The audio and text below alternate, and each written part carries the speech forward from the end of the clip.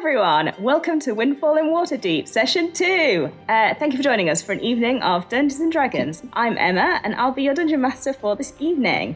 We're thrilled to be streaming at twitch.tv/DND and twitch.tv/RollTogetherRPG. For those here who are new to Dungeons & Dragons, everyone around me is playing a fantasy character in a fantasy universe. The players all have their unique characters, and this week they do have sheets which tell them what they can and can't do, unlike last week. We will mostly be rolling 20-sided dice, which are these ones. That is very blurry. Here it is. You can kind of see it. To see if we can achieve what we set out to do. 20s are great, ones are not so great. And while they're playing their characters, everything else in the universe is played by me. So animated skeletons, bank managers, anything they happen to decide they want to do, I'll be fulfilling. And so together we'll be creating a story. I'm gender fluid and I use the pronouns M or Emma, and I will give the players, not the characters, a chance to introduce themselves. So if you can give your name, your pronouns if you'd like, and a little bit about your character and their pronouns, that'd be great. So we'll start with Shamini. Yes, hello, my name's Shamini, I use she, her pronouns. I'm playing Ogden for this exciting story. Ogden's a sort of lanky Goliath stage crew person in a nice crew t-shirt. Got my costume, got my spots. He's cool. He's currently building some Tupperware boxes and a broom. He's indeed wheeling. A mop, sorry. Tupperware boxes. Classic D&D prop Tupperware boxes. Sean. Hi, I'm Sean. I go by he, him, and I'm playing Old Georgie, who is also he, him. Old Georgie is the props master at the theatre and is a very literal character, has so far taken all of the instructions kind of set for him absolutely to the letter. We'll see kind of how we fare in this environment, given that we are but a humble theatre company. Hannah. Hi, I'm Hannah. My pronouns are she, her, as are my characters. Doc is a pigeon-looking Aarakocra who has just made a pact with a mysterious figure in green and is usually the producer for the theatre. And things have been going wildly wrong recently. But the show went well, so that's what matters. The show did go well. David. Hello, David Shears. I am a voice actor. You can find me on Twitter @Shears_VO. Pronouns are he, him. Sometimes I do other things, like this. It's wonderful. I'm playing Gem. She is a female dwarf paladin. Pronouns are she, her. She's stage manager at the theatre, responsible for putting out fires, usually metaphorical, apart from that one time when the sausages got burned. We'll come to the sausages, I'm sure. And finally, Evie. Hi, I'm Evie. I use she, her, and I am playing Myrtle Berryburble, who also uses she, her. Myrtle is a 148-year-old halfling who does the costumes in the theatre company and who has recently discovered the stabbing powers of knitting needles. Which were strong in Myrtle's case. Surprisingly, yeah. Best weapon in the game, no doubt. At the moment, it appears so. So we'll be playing for about 3 hours, and there'll be a roughly 5-10 minute break somewhere near the middle. It's improvised, so we're not entirely sure when that will be, but there'll be a big thing up in the middle, so you'll know. We have some sponsors and supporters, so their logos are all around us, but I'll run you through them. We're delighted to be sponsored by Hero Forge. So Hero Forge offer fully customizable tabletop minis. There's dozens of fantasy species and thousands of parts to choose from. You can see all the minis we made for the stream on the overlay, so you can see what all the characters look like. Hero Forge are fantastic. We had a great time making them, and you can check out everything they do at heroforge.com. We're also delighted to be sponsored by UltraPro. UltraPro do basically a tabletop organization. They have excellent things like character folios, dice bags, little fun things like this gazer, which is adorable, and Chris sits and looks at it every day because they love it. So there'll be a competition in chat to win something from UltraPro. Our mods will be letting you know about it right now, so check out chat for that. And otherwise, you can head to ultrapro.com to see everything that UltraPro do.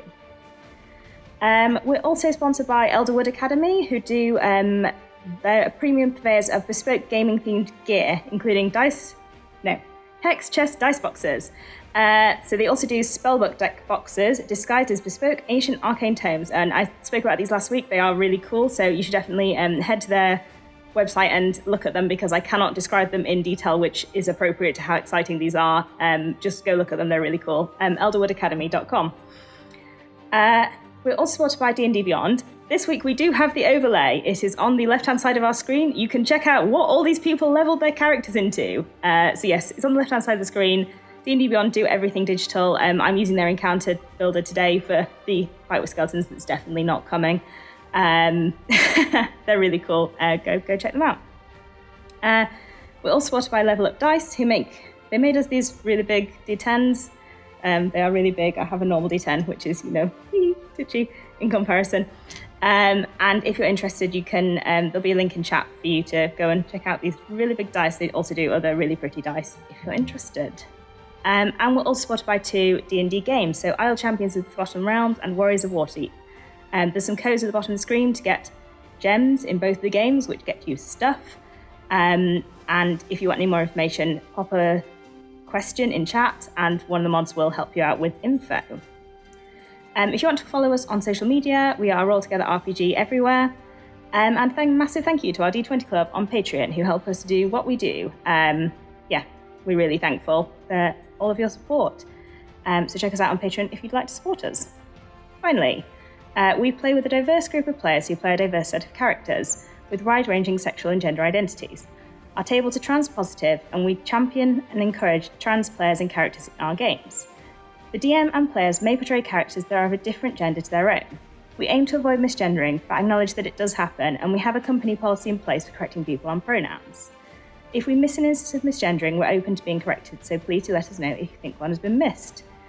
And with that, let us dive into the intro for Windfall in Waterdeep. We'll see you back here in just a few seconds.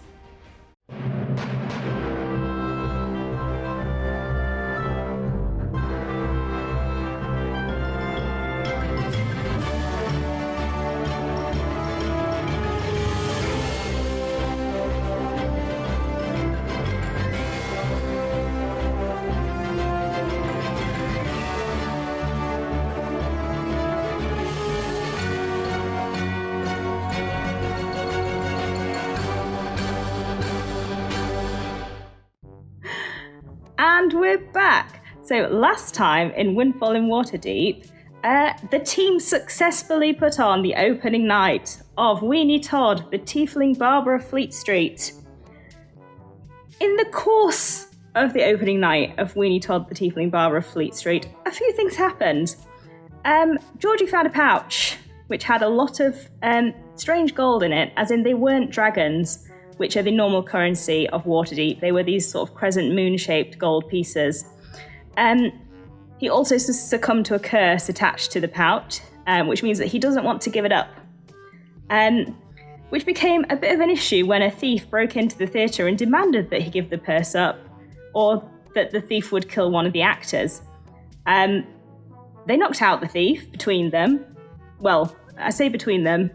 It was mostly Myrtle's knitting needles. Delivering quite a lot of damage, which was when Myrtle discovered that knitting needles were indeed quite sharp. And in the first half of the play, the thief was suspended from the rigging. You lost the thief in the second half of the play when he escaped from a wardrobe. And you also met some of the thief's buddies who attended the opening night and stole some things from the theatre. You're on mute, Shamini. I thought they were just nice people with an interest in theatre. I don't know what's casting aspersion on them. They took all the gold bits. They did take all the shiny bits. I appreciate the theatre, quite physically and literally. You went to see your bank manager and deposited 10,000 gold, or thereabouts, with him. And he wasn't suspicious at all, although he did say he would come back to the theatre tomorrow to see the play. which was obviously doing so well to get you 10,000 gold in one evening. One night only. Diminishing returns. Finally, you visited the Temple of Dumathon, who is Gem's god, to try and remove the curse from Georgie. You did meet the priest here, the Talhund, and she said she would remove the curse, but that she couldn't right now because she was too busy fighting off some skeletons coming up from the crypt. At which point Gem offered to go fight the skeletons. Gem! If, that would work. And Georgie said, you do realise that we're a theatre company. But by that point, you were already through the door inside the crypt. Yeah. As we left you, you were in a small corridor with no lighting. Georgie had created a small magical artifact which emitted light. And just beyond the edge of the lighting, Gem had felt an undead presence. And you could hear the scraping of bone moving on the floor and the dragging of a sword. And you can see in the light that has been created, skeletons that have pulled themselves out of their resting places and have subsequently been, had the life removed from them, but are still lying sort of half out of their holes in the wall. And that is where we pick back up. And I think we should all roll initiative.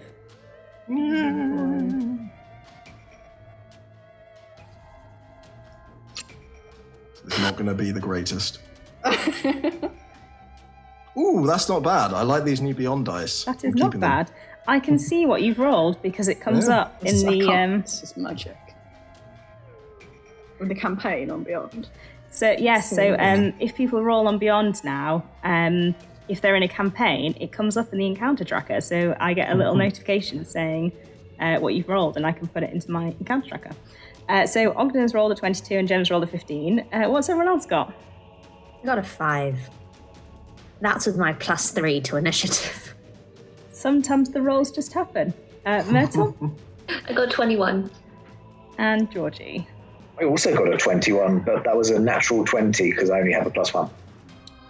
Nice. In which case, Ogden. You move So I first. can't see anything beyond a small circle of light, but I could hear some scraping noises.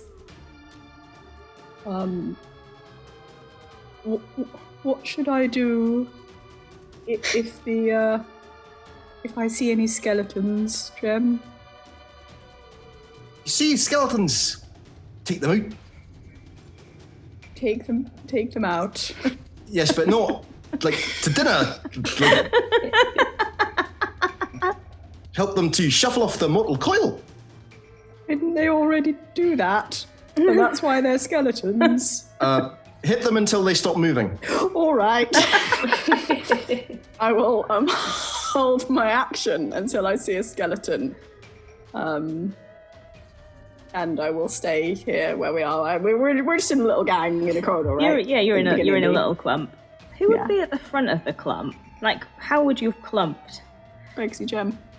It would make sense that unless someone had forced their way to the front, Gem would be taking the lead because it is, her church and she did volunteer the group to an extent. I think that Georgie was quite close to her as well because of his kind of whispered comment. So it's probably second in line. Cool. That is fine, as long as I know who's near the front. Fine with that. Okay, so Ogden, you are holding an attack. Yeah. Myrtle. Myrtle is going to take the yarn off of her needles, do a little twirl, and say, "Okay, we're ready," and hold the action because I also do not have dark vision. No one has dark vision. Oh no! I can't believe this. Thank goodness for the moral compass. Oh, yeah. Old Georgie, bearer of light. Really? Light. Protect the light. You could always throw it. You don't have to hold on to it, I believe. That sounds like a really bad idea. Let's hold on to the light. Let's not put the light in danger. I think you can create 5, can't you? 4. Yeah, it's my int mod, which is only a +4 at the moment. I think in the absence of being able to see anything dangerous, I'm going to very tentatively go forward. However, as soon as something appears, I am not going to approach it anymore. I mean, you'd go forward a step and then you'd be able to see it in dim light. Oh no! Ah! Oh, bugger. So what you can see is a dwarf skeleton. You can see like patches of hair. Most of the flesh is gone. You can see the bones. It's wearing kind of raggedy leather armor that's sort of decaying, and it is dragging a sword along the floor, a little short sword. Skeleton, there's skeleton. There's it's one of them. See it. I will kind of tinker with with my carpentry tools, which are how I carved this compass. And I'm not entirely sure what I'm doing, but I'm just kind of trying to get some sort of effects that will allow me to attack it from range. And I'm going to cast Ray of Frost. Sure. The light just kind of turns whiter and colder, and it frosts. To me, there's a spell attack. Go for it. What's happened? What is this? What is this magic? Which is unfortunately only a. Sorry, I can't find my spell attack modifier. Why can I not? Oh, there it is. 14. 14 hits. Yes. And I think so your light bursts out of the little compass. I'm guessing out of the little needle on top, and pierces in and hits the breastbone. Nice. Ooh, and that is 6, because I believe Ray of Frost is only it doesn't add anything to that. No, because it's a cantrip. But you do slow it down, I think. Half speed. I think it's they lose 10 feet, or it's half speed. Minus 10 I think feet. to lose 10. Yeah. So yeah, nice. I just kind of stand there. Isn't quite expecting it, so it's a slow skeleton. That's my turn. Jem makes a mental note to add special effects to Georgie's portfolio on top of props. We can finally do Frozen. Frozen sausages. Yes, Let it Jem, grill. it is you next. You can see the skeleton 60 feet away. It looks kind of like it's got ice on it. Did was Myrtle holding things? So I've just realised that there's no point in me holding attacks. I can't move, so I can't. So it wasn't terribly helpful to hold it until I could see it. But does Myrtle have anything ranged? Do you have a range attack? I can throw knitting needles, but that's the only ranged thing I have. Because you were also holding, but we didn't. Yeah. specify We what agreed for. that would act as like throwing a dagger, so it would be disadvantage because it's 60 feet. But go for it. I think I'm going to hold until something's a little closer, I think. So, yeah, cool. Me too. Jem.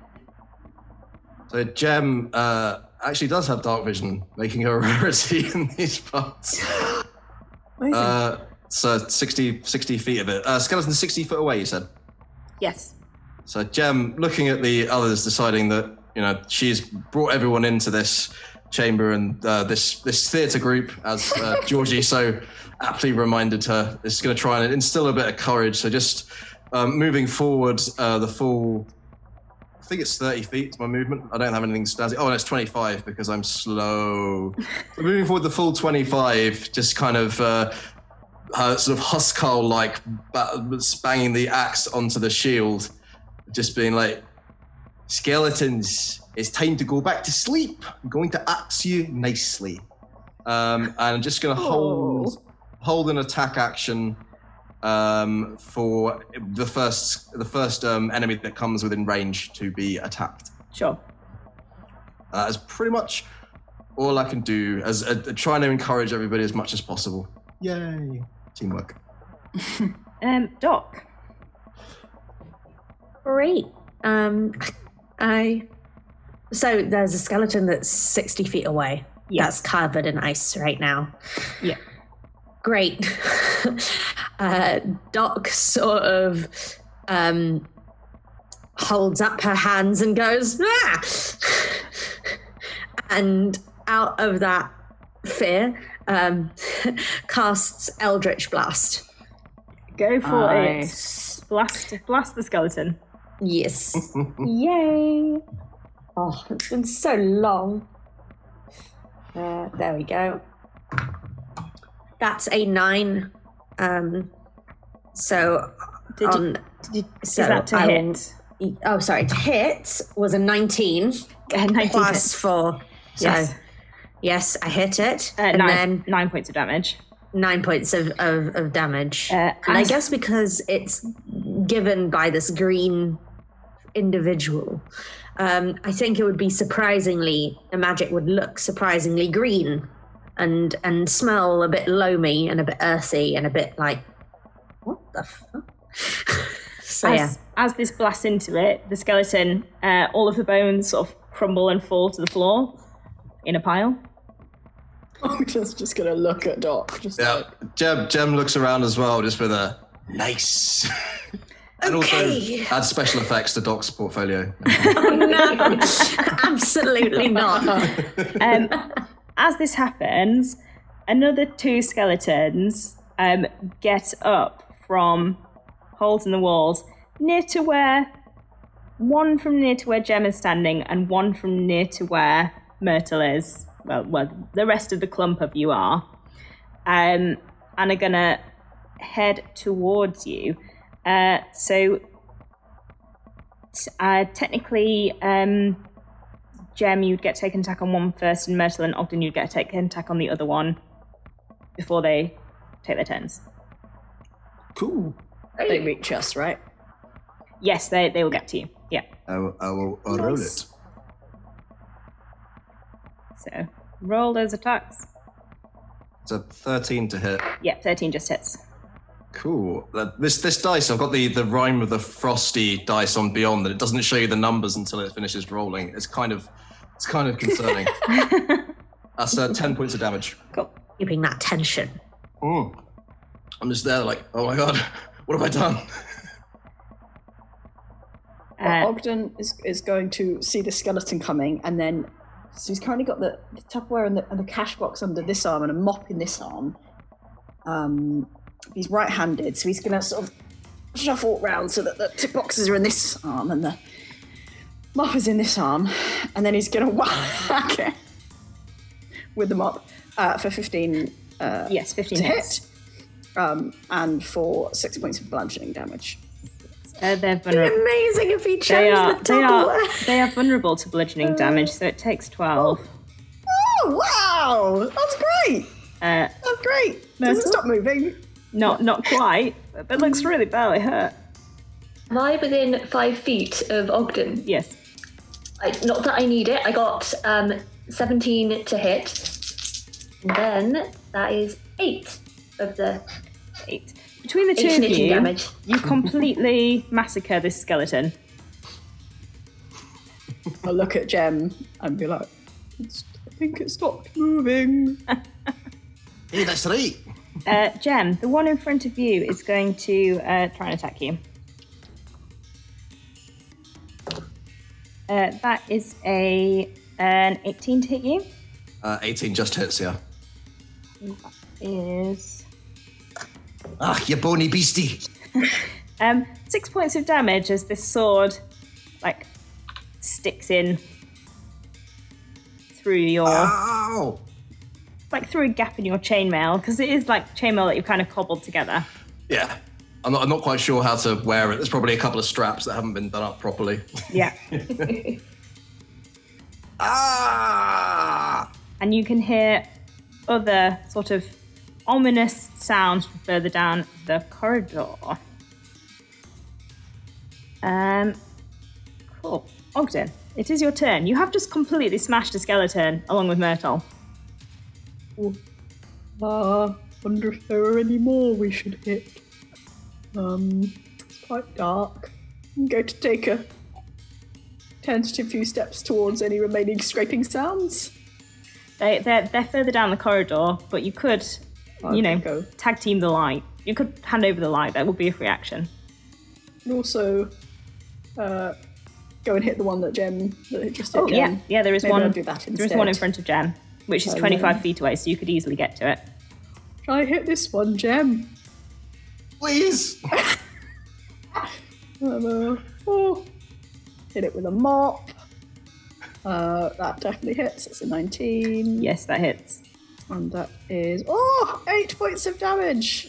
Yeah. Doubled. Another one, just completely and There you go. slightly disintegrated the bones on this one as well. Ogden's feeling really proud of himself. He's so useful, you know.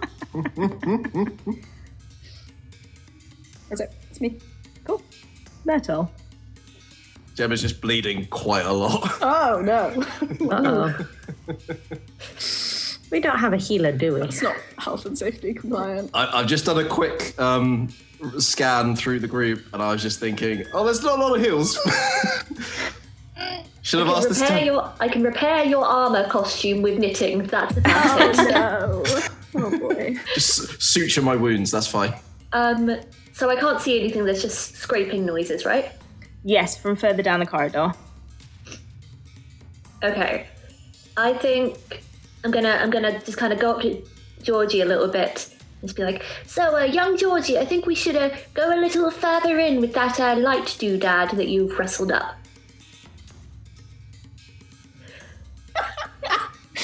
That's your D&D mechanics. And then I'm going to slide it across the floor.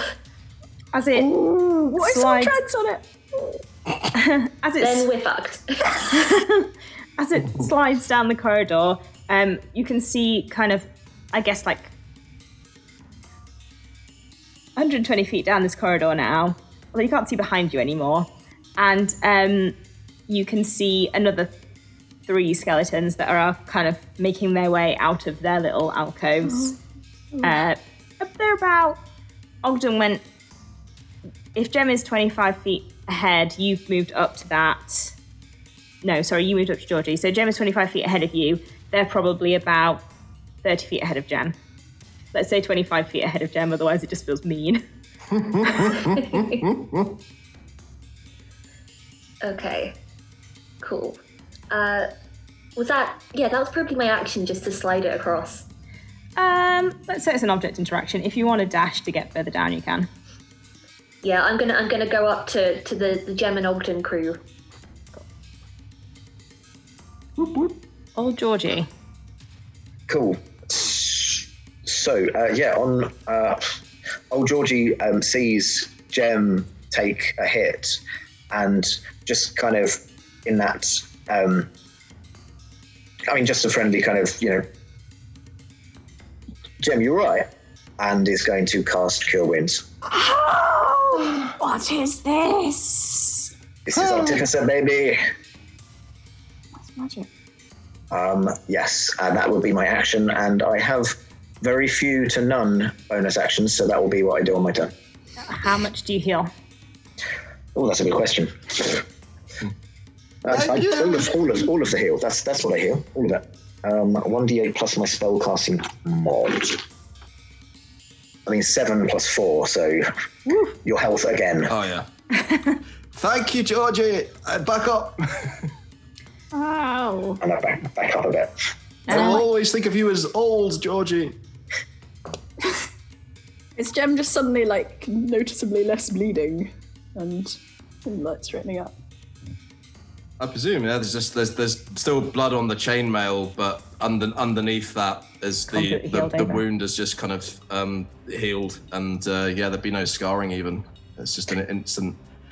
Jem feels invigorated. Stylistically, I possibly did a very DIY heal of just getting some super glue on the wound. Oh no! Seal it up. Oh, This theatre company has more relevant skills to this situation than I would have predicted. I will roll a d6 to see. Oh no! They're coming for us! Old Georgie, a Yes. sort of shadowy figure appears from the wall and reaches out a hand towards you, and that is a 19 to hit. Would that pass your AC. Yeah, my natural AC does not exceed this.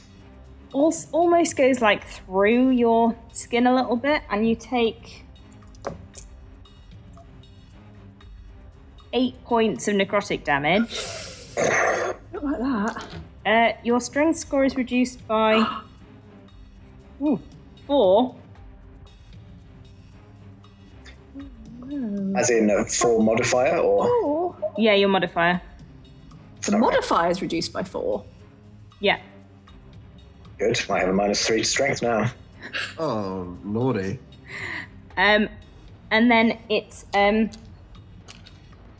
will attempt to hide again. It fades out. What's everyone's passive perception? 12. 11. 11. 11. It fades back out of your sight again. Because we've all got rose-tinted vision as to how actually die No, are. mine's 15. Ooh. Good to know, but still, you can't quite see it. Damn it. That wasn't a skeleton.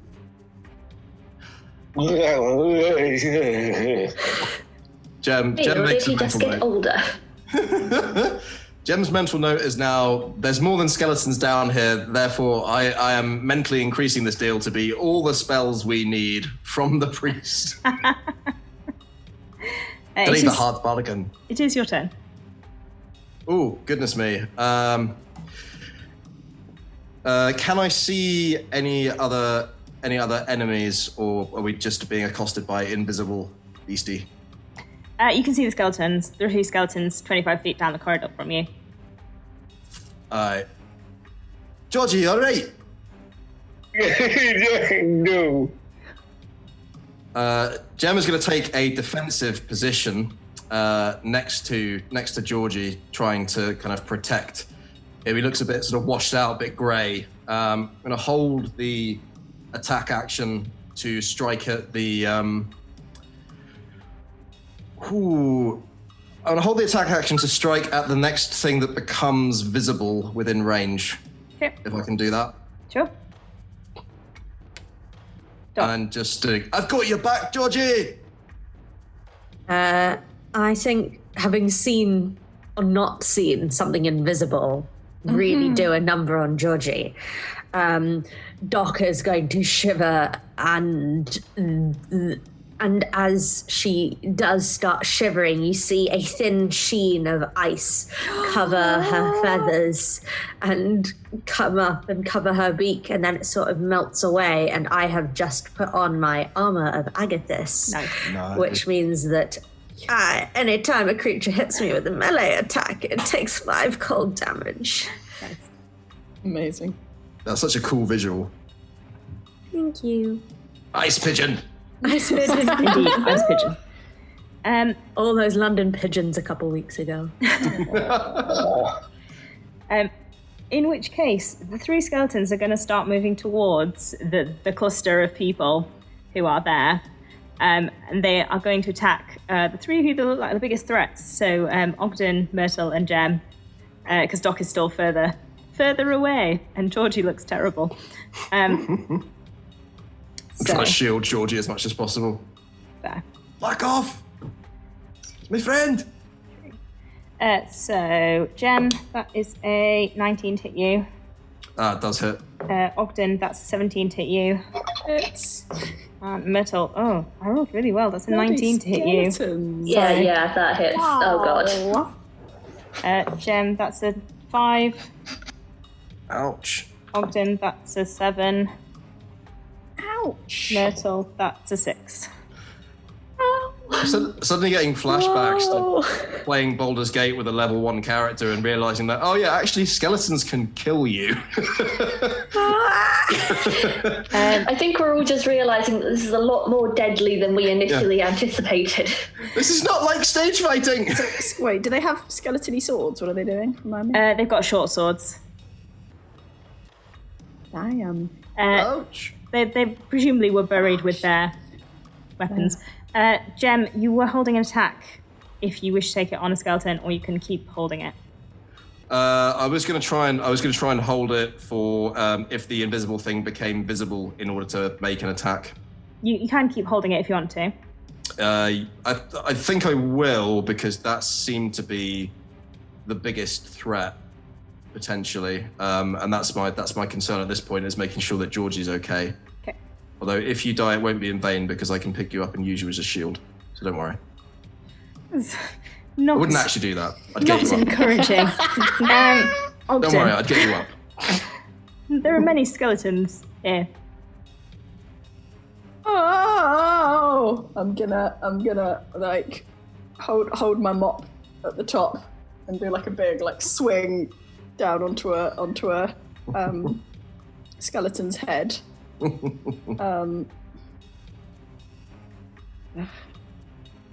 That's an 18 to hit. 18 will definitely hit.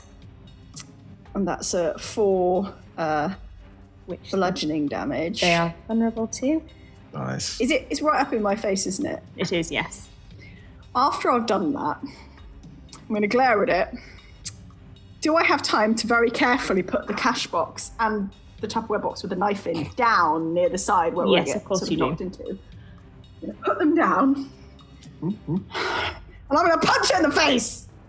Yeah. Please do. Are you doing that as a bonus action, or are you Bonus burning? action. Are you burning a key Bonus point? action, unarmed strike. Okay. Hit it with a cash box. 16 to hit. Yes, that hits. Nice. And another 5 bludgeoning damage. Nice. You pummel the skeleton into non-existence.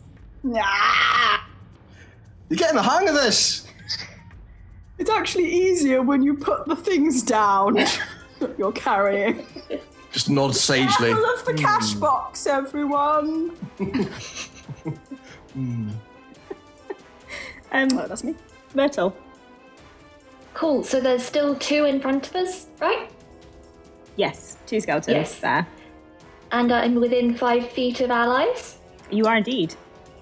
Okay, I am just gonna say, I'm not going out like this, and aim one of my needles towards its skull, and that is an 18 to hit. 18 definitely hits. And then that is 5. That's 10. That's 12 damage on that one. You do a lot of damage to the skeleton. It looks like it's hanging barely together. And then I use my bonus action to stab it again with my other needle. Go for it. Nice. That is 22 to hit. 22 hits. Hooray! And that's 4 damage on that one. You completely annihilate this Yes. skeleton. So between the two of you, you've completely annihilated 2 of them. There is 1 still there. Old Georgie. Yeah. I am not keen to take another one of those sneaky attacks. So I think what Georgie's probably going to do is trying to kind of create another kind of doodad. So I don't know where he's getting all of this wood from, but he's kind of carving out another thing. But that is the effective artificer description for me, readying a ray of frost, because I've seen Doc do a cool thing, and I'm like, I could do with some extra frost armor. Maybe I could do that. But actually, it's just going to backfire and hit whatever. If something else tries to attack me, that's what will set it off. Cool. Nice. Very nice. Something is going to try and attack. Well, I'm going to ray of frost it. Hang on. Let me just work out which one of you. Oh, please be me. Oh no, the specific I'm wording. afraid If it attacks me. The dice is chosen gem. But before, as it emerges from hiding, 2 of you are holding attacks. Yeah. So go I've for been it. holding it the longest. What is it? That's a 19? Yes, 19 hits. That's 15 points of damage. Yes, but that is non-magical bludgeoning. No, slashing. Just an overhand slash channeling what she hopes is the spirit of her ancestors, but is more accurately somebody who's not used to swinging an axe. It does. It does look like it does look like it's taken some of the shadow away, but it also doesn't feel like it's impacted as much as you feel like it could have. You wee beastie! Georgie. Cool. I will write off Frost. It's 14 though. 14 hits as well. Roll your damage. Don't know why I keep putting my D8 away. Only 2. Again, it doesn't look like it's taken as much damage as the skeleton did. And we'll reach out for Gem. However, that is a 10 to hit. So it looks almost like recoils slightly at the axe and the ray of frost and reaches out for you but doesn't get through the armor. Nice. We'll try and hide again. Back in shadow. And none of you can see where it has gone. Cock. Kill us. Gonna kill us all. Gem. There is one skeleton remaining. I think then if we put down the skeleton, we've got more people on hand to try and take care of the nasty hidey clawy thingamajig. So Gem's just gonna sort of look at Georgie, see that he's in pain, then look up at the skeleton and be like, "Will you just stop hurting my friends?" And gonna take a double-handed overhand swing. Think kind of somebody who's trying to throw the discus for the first time. So that kind of swinging motion, just about trying to hold on to the axe. I appreciate if I roll a 1 here, it can fly off into the darkness. Let's see. I mean, you didn't say trying to throw the hammer, so you know. That's true.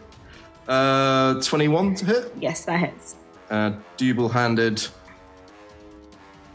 smash. That's a 14. Damage. Yeah, 14. You come in two-handed just on its skull and like smack it into the ground, and skull is split in twain. And there is another pile of bones next to the other. You're currently surrounded by a lot of different piles of bones. The lot of you, there's just a lot of like bone pilage going on around you. Doc, you are currently covered in your layer of cold. Do you feel cold? I mean, I think I have seen a bird shiver. So I'm gonna say I don't. The armor weirdly doesn't make me feel cold, I think. It's just like, you know, when you're out in the snow and your mum's bundled you up in like 5 layers and you look like the Michelin Man. It's kind of that feeling of, oh, this is a bit odd. Yeah. You are slightly further away from the group that are being attacked, but you can see that the shadow is still kind of ducking in and out and try to attack Gem last round. Can I see the shadow? You could roll a perception check to try and see it. That would take your action. But then it could hide again. Yes. Okay. Right. Well. You can hold an action so that if it comes out of hiding, you can then attack it. I'm going to hold a Eldritch Blast. If I see it come out again, I'm just going to blast it. Nice. Skeletons are dead. Ogden.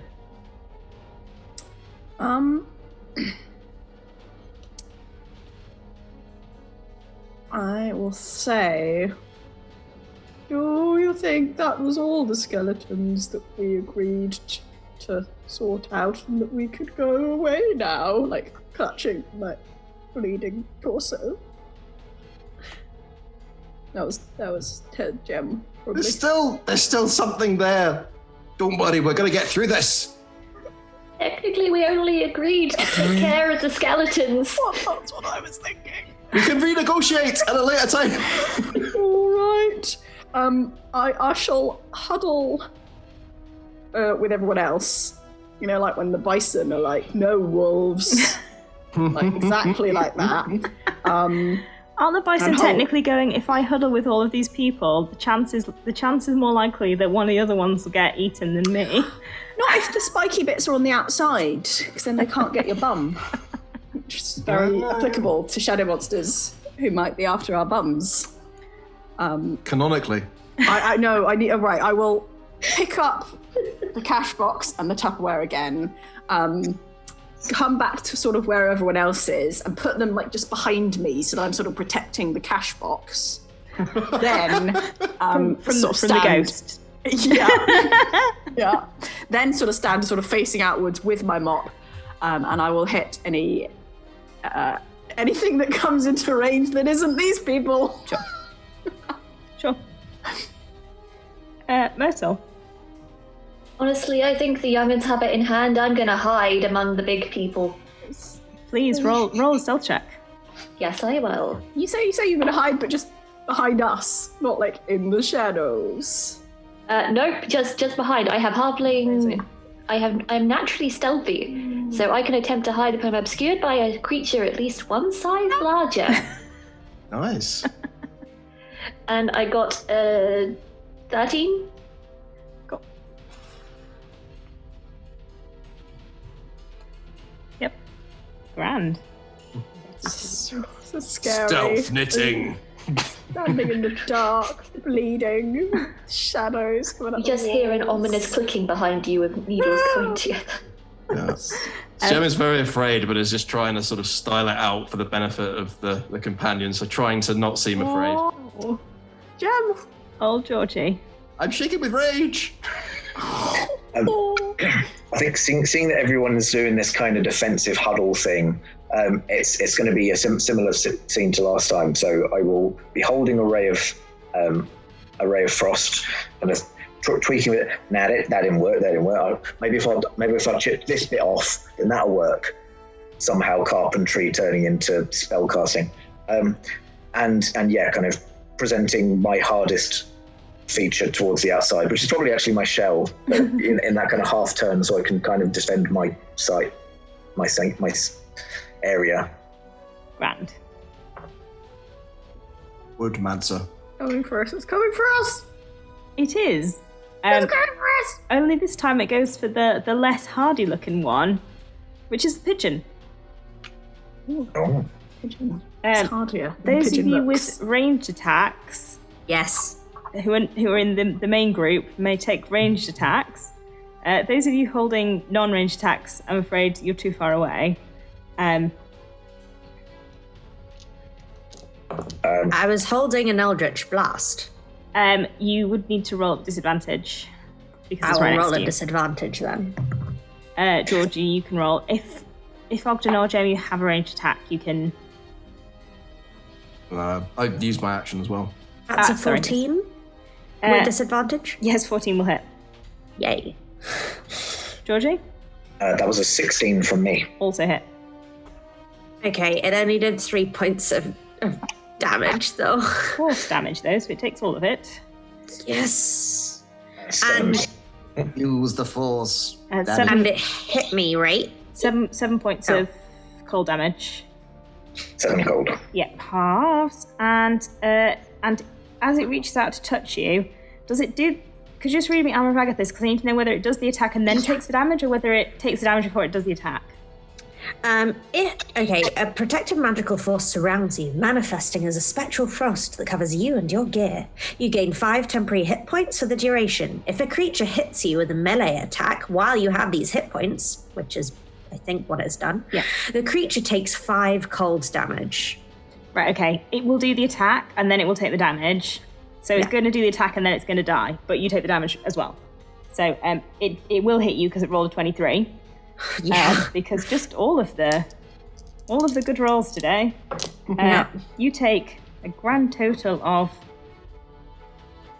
5 damage. Yes, my temporary hit points. And your strength score is reduced by 3. Oh, well, you know, that's all right. And then, as it reaches out to touch you, and it takes 5 cold damage reduced to 2, which are its remaining hit points, it bursts in a shower of black energy. and you appear to be alone down here among the pile of bones. Oh, you exploded it. Goodness.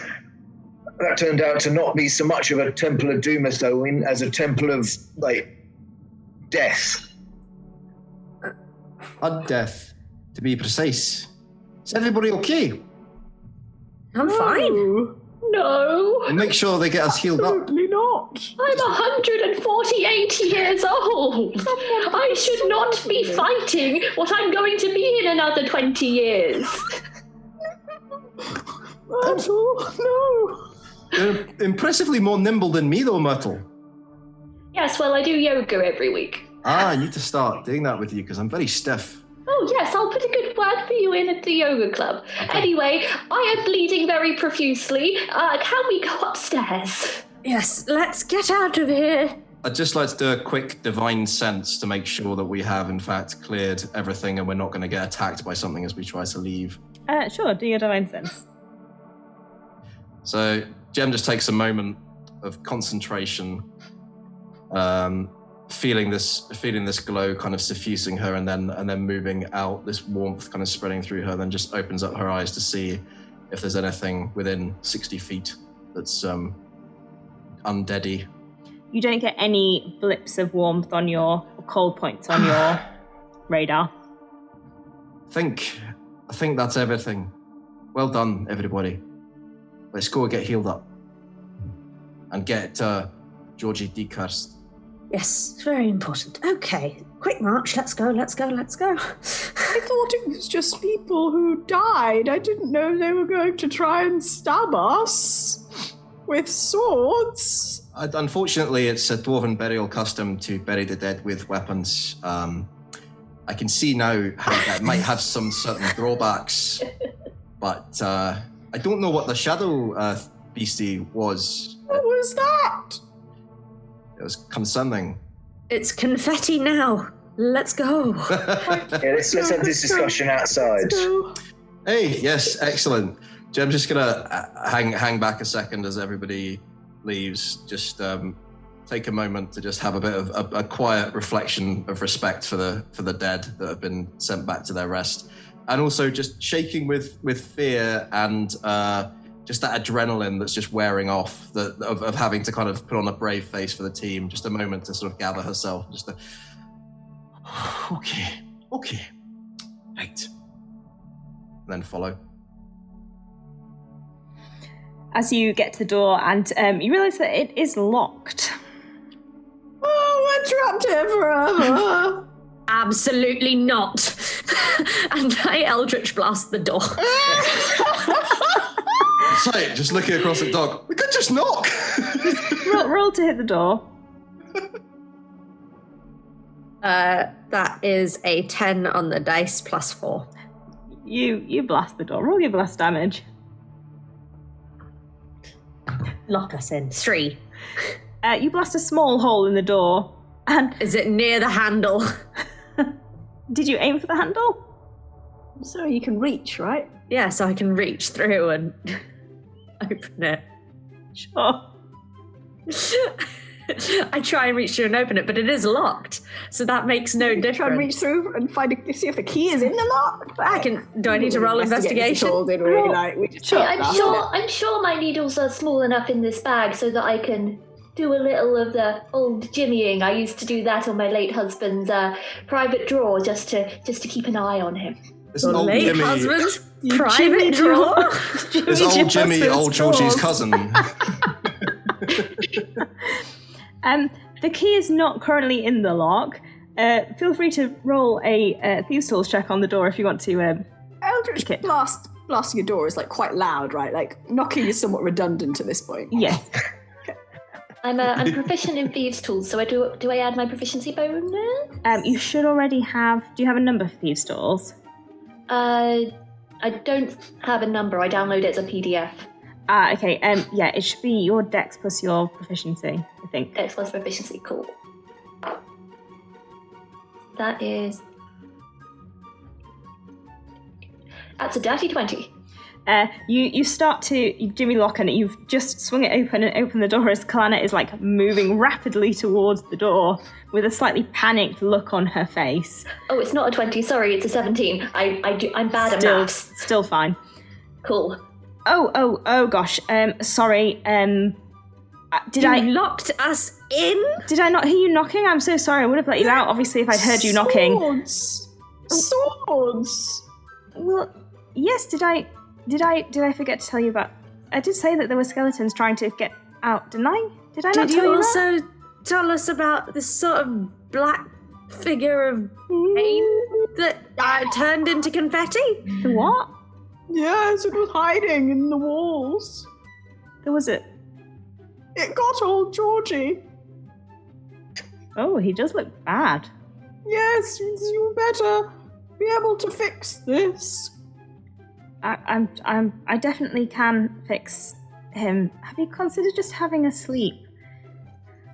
We don't have time for a sleep.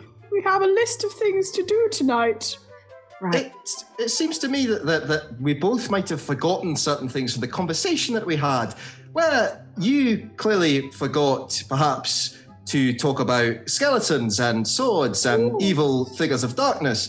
Perhaps we also forgot to mention complementary healing potions and heals and spells on account of the door being locked. And, well, we've done you a service that was above and beyond, so perhaps now we can negotiate the position. No, the deal, Gem, was that you go down there and you kill the skeletons, and in return I decurse your friend.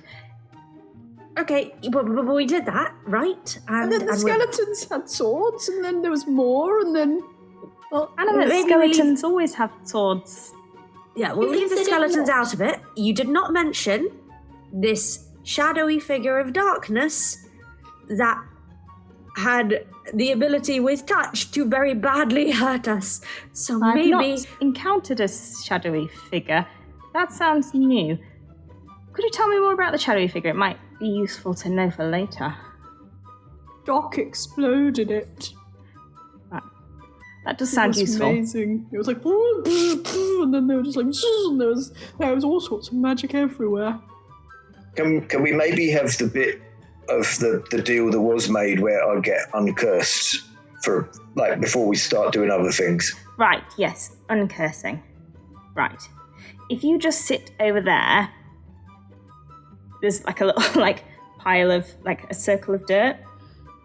Just sit. You just sit in there, and I'll be back in a second. Don't you have any chairs? Yeah, the chairs are over there, but I need him to sit there. Seems rude. Not to offer someone a chair. He's old. Well, he may be old, but he's also cursed, so you know. Right. Give me 1 second while I just fetch my holy water. She goes to a corner of the room where there's like a little well, and she pulls up a bucket. Right. Just hold still, and she dumps the entire bucket on your head. Right. Now. Smell like beer. No, it's just slightly dirty water. Right. Well, that should do it. Feel it better? I take the pouch out and I try and drop it. You can. Oh, thank you, Talhund. I genuinely appreciate the service. Great. Excellent. Thanks for the skeletons. I'll see you next week for service. Yeah, I don't suggest that anyone tries to pick that up. Right. So it's just going to stay on my floor forever, then. Ogden, you got a mop, haven't you? And a Tupperware. Yeah, yes. And a cloth. And a knife. And a cash box. Are we doing an inventory? Mop the bag into the Tupperware. Right. No, I wish I had my bucket. All right.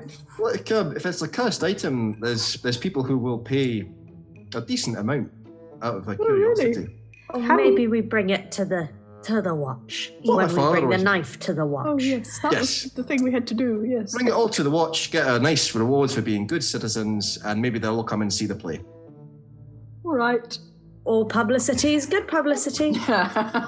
Good night's work. Life goes back to normal. No further shenanigans. No problem. Apart from the, and then just sort of gestures at the hands. Suddenly you can shoot green light out of it. Right, well, that will increase our effects budget quite substantially. I'm going to mop the bag into the Tupperware that has the knife in. I guess roll a general dexterity check on your effectiveness of mopping. Put the Tupperware down sort of on its side, but without the knife falling out. That's the hardest bit, actually. Is the sort of may I help by kind of holding the Tupperware up? That would actually really help. Actually, that would be the main help. That was an 18 on my first roll. Yes. Do I get advantage? Yes, yeah. Playing cursed pouch mini golf. Wasn't only a 2 on my second roll, so yeah. You successfully get the pouch into the box without anyone needing to touch the pouch again. Put the lid on carefully. Does anyone still have any money on them? I mean, you took some. I got a little bit, yeah. I was just wondering That's normal money, not like weird moon money. Yeah, can I confirm, did we bank the actual takings from the cash box? Is the cash box now empty? I presume it's supposed to be. Yeah. Right, yeah, so I assume we did. Do we at least keep afloat, or? Gem's got a bit of gold about her person. You know, you never want to find yourself short when you're in a tavern, basically. So you always want to have your emergency round money. Yeah, and Doc has cash. Just wondering if we might make was on the list. Be a small flip. Just wondering if we maybe want to buy some supplies for if anybody gets stabby. It does seem as though stabbing seems to be kind of a thing that happens to us now. Healing potions, do you sell them? Do I look like an alchemist? If you want healing potions, you need to go talk to Flinlan. Okay. So now we've got watch, healing potions, tavern. This is going to be a long night. Meanwhile, in order, watch, tavern, healing potions. You look terrible. You look like you should go to sleep. We have things to do, like drinking. Yeah. It was opening night, and we haven't had a pint yet. The night is young. Tradition. The best adventures ever. Traditional opening night drink. My whiskey's starting to wear off. Tradition. My hip flask is half empty. Right. Oh, it's a fiddler on the roof going to be adapted into sausages. Chipolata on the roof. Oh, God. Oh, God. Deary me. Thank you. Bye. Nice to meet you. Thank you. I'll see you next service. Assistance with Appreciate it. discussions. Burying your dead with swords. There's black confetti in there. And That was the thing. I'll sort it out, thank you. The swords are very important. Jim can tell you all about it, I'm sure. Doesn't seem worth it, but whatever. Yeah, it's a very important cultural observation.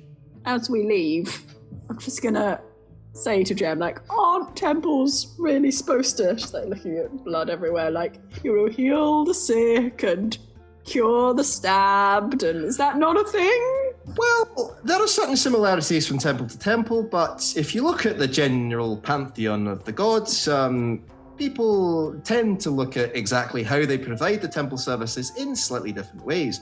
This is as we're walking. You see, the thing about Dumathon is that essentially it's all to do with mining and seams and protecting what's your own. So we're making sure that people are protected and the secrets are protected with them. So there's a certain level of anonymity that goes along with that. And of course, at the end of the day, it all comes down to a lot of drinking, a lot of dying, and a lot of services. Generally speaking, you would get healing services and somebody of perhaps a slightly more nicer nature, but let's be honest, in terms of dwarven gods and temples, this is a little bit of an out-of-the-way, slightly remote spot where somebody might be sent if they were, say, lacking in ambition or a little bit shite. I didn't know religion was so complicated.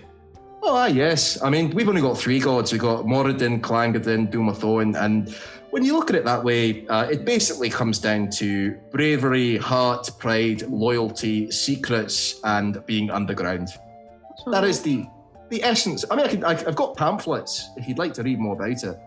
All right. I mean, not on me, but when we get back to the theatre, I can dig some out. Yeah, no problem. Thank you. No problem. We'll get you some cushions if you want to come to Temple, because the ceiling's a little bit low for you, I think. Oh, not like free cushions. You just mean like if I come, then there would be a cushion, not like your Temple of Doom has free cushions. Not free cushions, no, Okay. but I'm sure cushions could be Still, staged. I'm still tempted. Thank you. Thank you, Jem. Never hurts to broaden one's cultural horizons, hey? Yes. Where are you heading? The Watch? Cool. So you head to the guard outpost in the dock ward. It's, you would all know where it is. It's relatively well known, and the people who are on guard at the moment are 3 people who you've come across previously.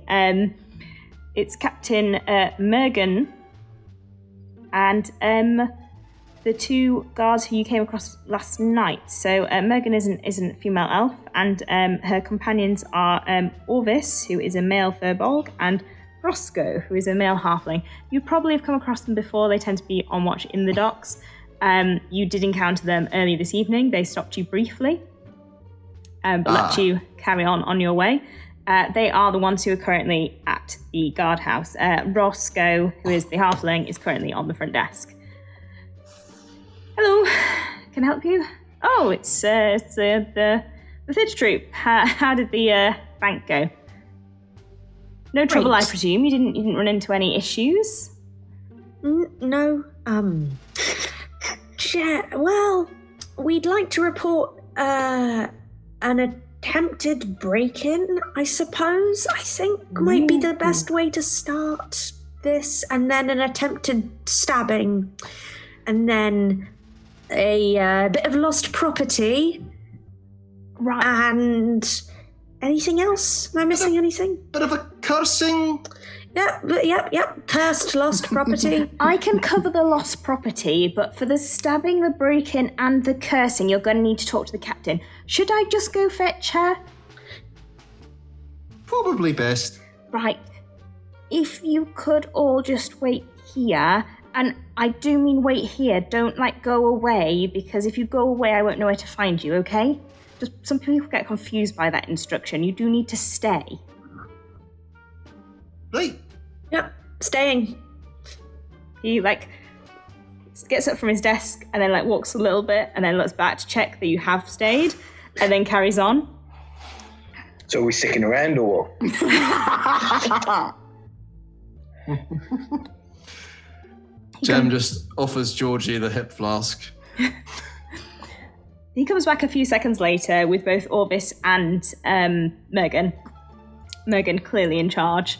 Orvis quite quiet. He didn't speak at all to you last night, but he is a furbolg. He's very tall, quite looming. Has kind of Ogden energy. Hello. Gosh. Twice in one evening. Have you done something wrong? I think so. No, Right. although we have had wrongs done to us. Oh, well, please, let me take you through to the interview room and we can talk all about it. This way. She takes you through to a room which has a little desk and then chairs for all of you, and Orvis remains while Roscoe goes back to man the front desk. Right, Orvis will be taking notes. I will be asking questions. The first one, of course, is, please do tell me why you are here so late on an evening. Jem just looks at Doc. Doc goes, Georgie, when did you first find the lost cursed property? Oh. Well, so it was before it was during rehearsals. We was getting ready, and then I was going through props, and I found this bag, and I felt compelled to pick up the bag because it wasn't where I expected a bag to be. And then I looked in it, and There was nothing in the bag, was there? No, nothing. Roll a deception check.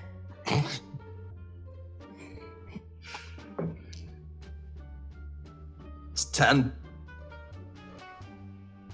And you're also keen to tell me there was nothing in the bag because... Because I thought it was very strange that there should be a cursed bag with nothing in it, but please carry on, Georgie.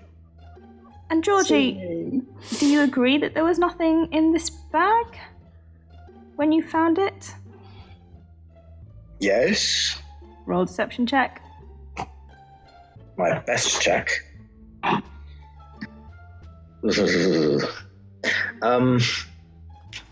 on, I'm on the wrong tab. That was a 5. Right, I know you're lying. What was in the bag? Of course there was air in the bag. That's not what was in the bag. What was... 100 gold. Ah, yes. We put it in the bank for safekeeping for the moment, but the coins were a little odd. There were about 100 of these crescent-shaped coins. Roll a deception check. There were 10,000 of them. Yep. That is, I am good at deception, that is a 17. Gosh, can I see one? They're in the bank. Jingle, jingle, jingle, jingle. I kept one for I thought you might want to see it as evidence. How fascinating. And then, Georgie, what happened after you picked up the bag Yes, you and were you didn't want to cursed. put it down? After that, I was sanding down some of the smooth surfaces so then I would slip off them. And then Ogden came and found me, and I showed him that I had done the sanding, and I gave him the sandpaper. And then I was kind of sorting out some more of the props. Then I had a little bit of a sit down. Well, okay. And then, meanwhile, Myrtle, were you the first on the scene for... Yes, I heard the shouting from my chair where I was knitting some of the costumes. So I went in, and there was this darkly dressed figure shouting at one of our lovely actors. And very quickly the situation turned nasty, and he brought out a knife. Right. And you didn't think to call the watch when someone was threatening one of your actors with a knife? Well, it was a sort of, do something straight away, or one of our actors would get it, and it was opening night, and we did need the actor. And what happened to the person who was threatening your actor? Well, Sorry, David, what did you say? I said, they got away! Right, without we killing tried anybody? to keep them here during the show at the theatre. Georgie was supposed to be looking after them, but in the confusion, they escaped. But they did leave the knife. We really should have agreed on this story before coming to the watch. Right, so this is presumably the knife and the pouch. Yes, but don't touch the pouch. It is still cursed. We have to go and get Georgie uncursed. Right. And Georgie will also kind of indicate the mark that was left by the knife when the interloper did attack him. Orvis visibly perks up at seeing the pouch. It's the first time you've seen any reaction from him in any of your interactions with him. Sorry about the blood on the box. A skeleton stabbed me with a sword in an unrelated event. We were trying to getting uncursed. You know, it had to quid pro quo favour. It's fine. You It's might fine. want to wash it for hygiene And purposes. What exactly do you want me to do with the knife, the pouch, the information? Find the person who threatened one of my actors, please. Oh, and then, in the the show. We've noticed a lot of shifty figures in the audience, and a lot of our shiny theatre pieces started to go missing, and we can't help but think that this all might be connected in some way. Right. We've never had anyone steal from the theatre before. To be fair, we've never had that many people in the theatre before. That's also true. Well, I can certainly put it on a list of things that we'll investigate, and we'll come back to you if we find anything out. I think it might be possible to possibly have some form of protection detail just for the next couple of nights in case this stabby individual decides to return, because we only have 3 actors, and to be honest, if one of them goes down, the show is kind of up the sausage without a paddle. Your friend appears to be holding up his hand. I thought it might be relevant, and Ogden's just like very hesitantly looking at Doc and Jem about what he's allowed to say, relevant to mention that the stabby person wanted the pouch, and the stabby person won't know that we gave you the pouch, so they might come back and try and get it. Well, obviously, if they return to get the pouch, you can tell them that you handed it over to the watch. What if they stab us? Or make the show 15 minutes late. I don't think... It's really not something that we handle. Look, like I said, we can definitely put it on our list of things to investigate, but I'm sure you'll understand that these kind of things happen all the time. Attempted assassination? You live in Callum had no trousers on. He could have been stabbed in the thigh. You live in the dock ward.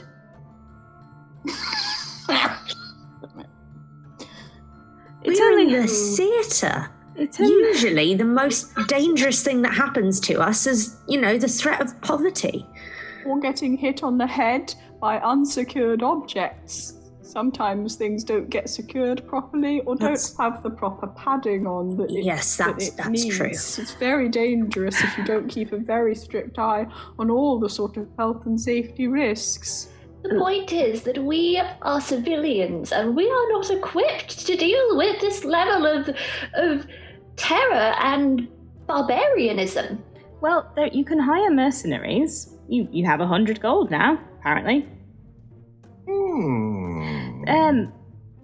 Orvis, nudges Merkin's can I'll take this to the evidence lockup, yes.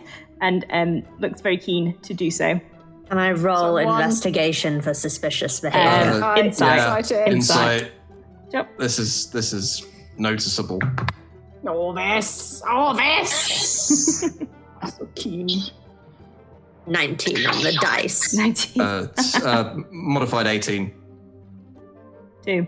You notice nothing. This looks fine. It's his job. 18, 19, Ogden? Ogden doesn't. I didn't roll. Oh, okay. I got 9. 9. It's his job. Of course he's taking things to the evidence lockup. With an 18 and a 19, he perked up specifically when the pouch was mentioned. And you realise as he asks to take this to the evidence lockup that you remember that he's kind of you can see his hand is inching towards it, without him realising. Did I not mention this thing's cursed? Don't touch it with your hands. It's still in the box. It's still in the box. Yeah, but it's very attractive to whoever it was. So yes, I'm just gonna take it to the evidence lockup. Yes. Why are you saying it like that? I'm not saying anything like anything. You did. There was an ominous pause. You said I'm going to take it to the evidence lockup. We're very good at spotting ominous pauses. Yes, we put them in a lot of our plays, usually after the line about sausages. No, I'm taking it to the evidence lockup. That's how I always say it. You did it again. I didn't say it. Well, we've done our duty, I suppose. There's nothing further you can do. Is there perhaps any reward offered by Waterdeep for finding cursed items that might be problem for people? Not unless the person who it belongs to is looking for it, and if they are, I'll let you know, but haven't had anything come in about this. Okay. Well, just looking around, gauging This, the mood from everyone. Picks it up and walks very swiftly out of the room, uncharacteristically swiftly.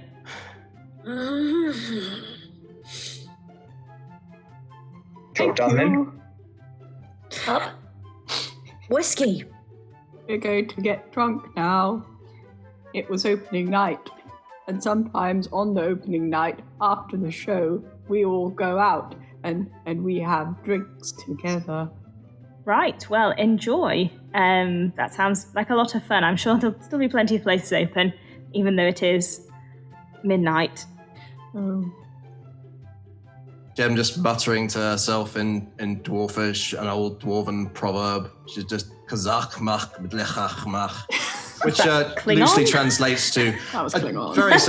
very similar Dwarven and Klingon. This translates essentially to when the cat's out of the bag, all you can do is have a drink. Out. I guess, whiskey. Maybe tomorrow we can look into mercenaries, something like that. Don't know. We'll have a chat about hiring additional personnel later. Look at the budgets. Might be an extra job for Georgie, we never know. We're away from the watch now. We're leaving. We left. As you leave the building, you see who's got the highest passive perception? It's Doc. Doc, I think, yeah. You just see out of the corner of your eye a large, maybe Furbolg-like figure walking off down an alley in the distance. Okay, nobody freak out. Furbolg going that way. Do we want to follow them? Or do we want to go to the pub? Is there a pub in that direction? You're in the docks. There's a pub everywhere. The street is a pub. Muggers everywhere as well. Maybe both. Porque no los dos, as they say in Luskin. Do they? Do they?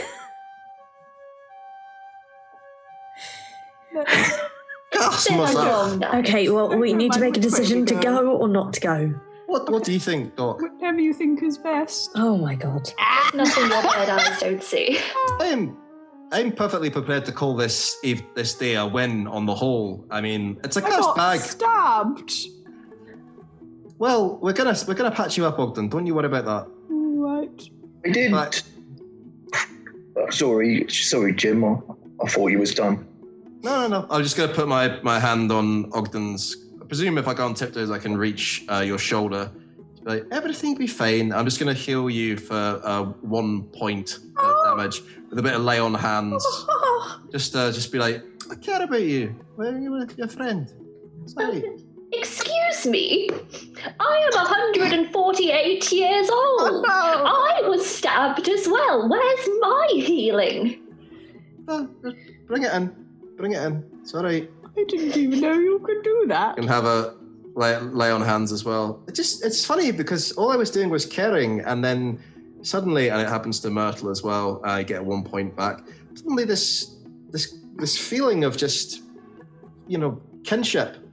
The fact that you are all my house. This theatre is my faction.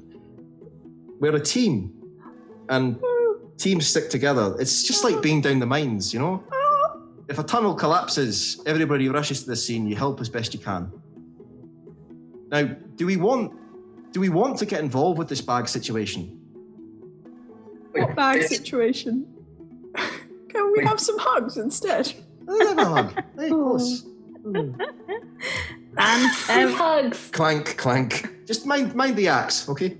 as All you right, all, bring it in. Let's do a group hug. as you all have a group hug and ponder whether you're going to follow the mysterious Furbolg or not, that is where we will take our break. Oh man, that's great. We're doing great. We're nailing this. Folks, we are so on this. So we'll see you in a few minutes. Thank you, everyone.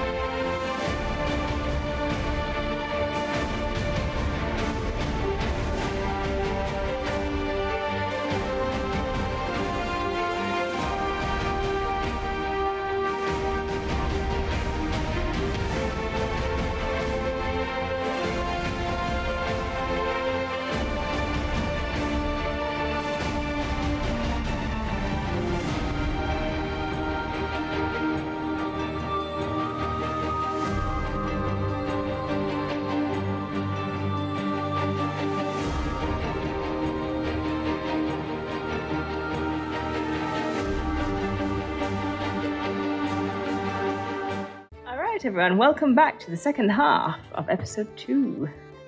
We left the group as they were having a large, very, very heartfelt group hug, and deciding whether they were going to follow the suspicious Furbolg who has, potentially, the evidence of the pouch and the knife, which should be in the evidence lockup in the guardhouse, but maybe is not, down an alley in the dock ward, which, as we all know, is slightly dangerous, but, you know, they're level 1 characters now. They can probably handle it. We left them in that critical moment. So we return. You're all hugging. Yay. It occurs to me that perhaps letting the evidence walk down an alley might slightly weaken our position vis-a-vis the crime that we have in fact reported. Shouldn't we tell the guards that they should maybe double check their evidence locker? Yeah, I suppose, all right. I don't think they're going to listen to us. I think they're quite busy and can try, but I don't think they would want to. They did seem a little bit bag-focused. Maybe the evidence locker's down that alley. We do keep our props down an alley. Yeah, true. If y'all want to leave it and go get a whiskey, that's fine. I'm just wondering if the theatre has any exposure here, in a liability sort of sense. If we make an insurance claim without any evidence, then the insurance company's not going to be very happy. And these are Luskanites, so you know how they are. Oh dear. Okay, yeah. Oh dear. All right. It can't hurt to check it out then. We better. Yes, let's. Okay, yes. After them. You're going to start heading after Orvis, the Furbolg guard, who you believe may be removing some evidence from the guardhouse. Orvis is heading down an alley. He's heading towards kind of a street known as Fish Street. Are you trying to stealth behind him, or are you just kind of running? Is he running?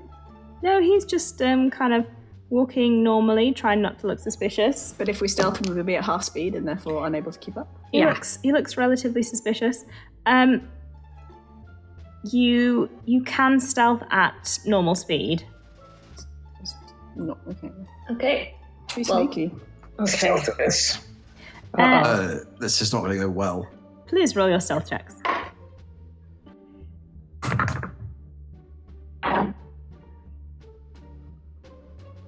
Oh dear.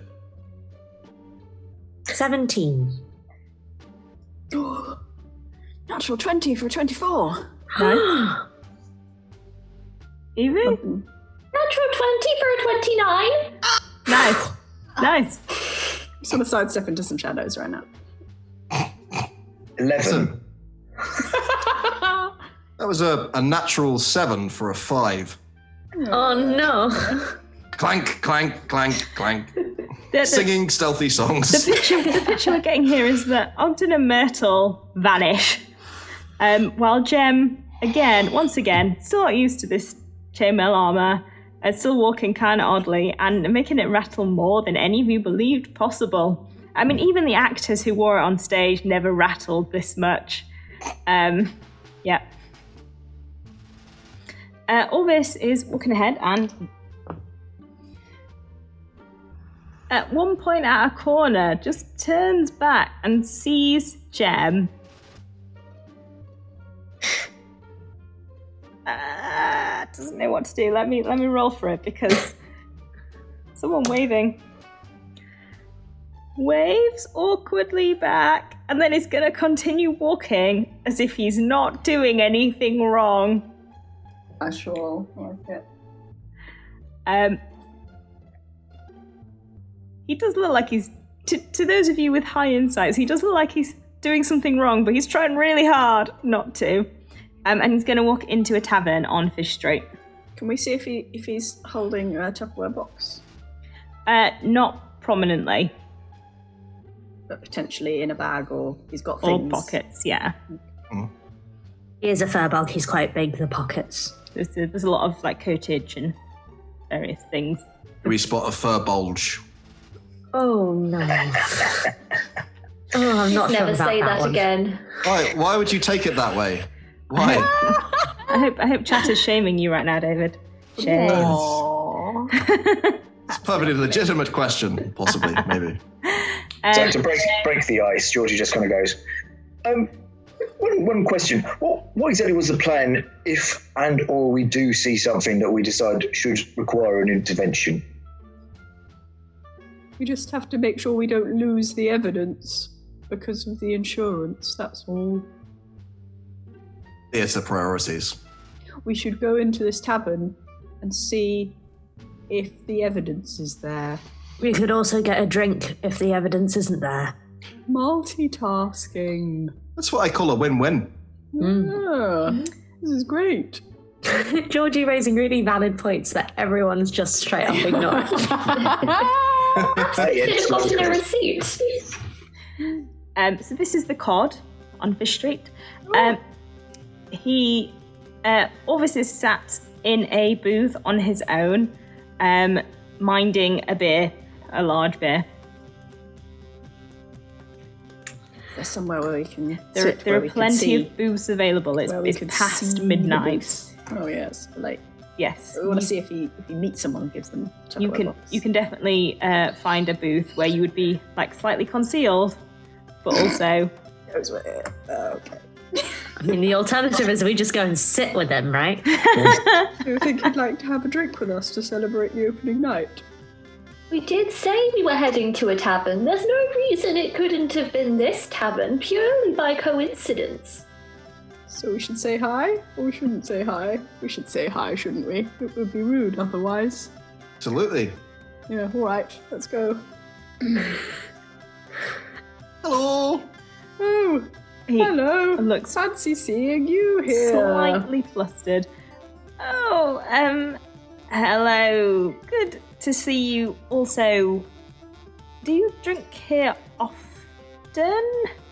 Trying something new tonight. You know, it's been a bit of a wild night. Why not? Right.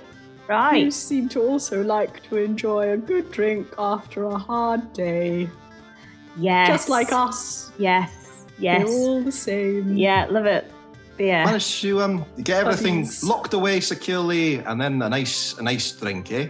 Yeah, everything locked up for sure. Can we roll another insight check? Yep. Ooh. A natural 20. Ooh. Damn. That makes a really cool sound on Beyond with this dice. I'm a big fan of that. I got a 10. Even with a 10, he did not sound quite so convincing. What? Was there a problem with the locking up? No, like I said, everything is locked away. Everything. You don't sound convincing. I'm sorry, I can't help how I sound. Oh, well, actually, we do offer improv classes on a Monday night. Right. If I Just say in that case. I'll come, will you go away? We're going Oh, to you don't join want- you for a drink. Yeah. What would you recommend here? Oh, I would recommend that you have the beer. Ooh, All right, I'll get around him. thank you, Yeah. Georgie. Thank you. Just a half. Perfect. Does Myrtle make this joke every time we go Yes. for it? You are all completely sick of it. It comes in George. pints. Georgie's going to go to the bar and do what he always does, which is to order 5 pints and then drink half of one. I like to just pull up some stools, chairs, or whatever. It's a booth, so you can just slide in. Oh, just slide in. So I'm gonna slide in next to our Furbolg watch person. Just ask them to sort of shift along a bit, and then try and see as if they do shift along a bit, whether there's any kind of noticeable clanking. I don't want to say the word bulge, but Roll a perception check. I'm sliding in the other side so I can sit next to my new friend. That is a 19. Ooh. There isn't any clanking. He definitely has stuff in his pockets. It would be hard to tell what it was from this.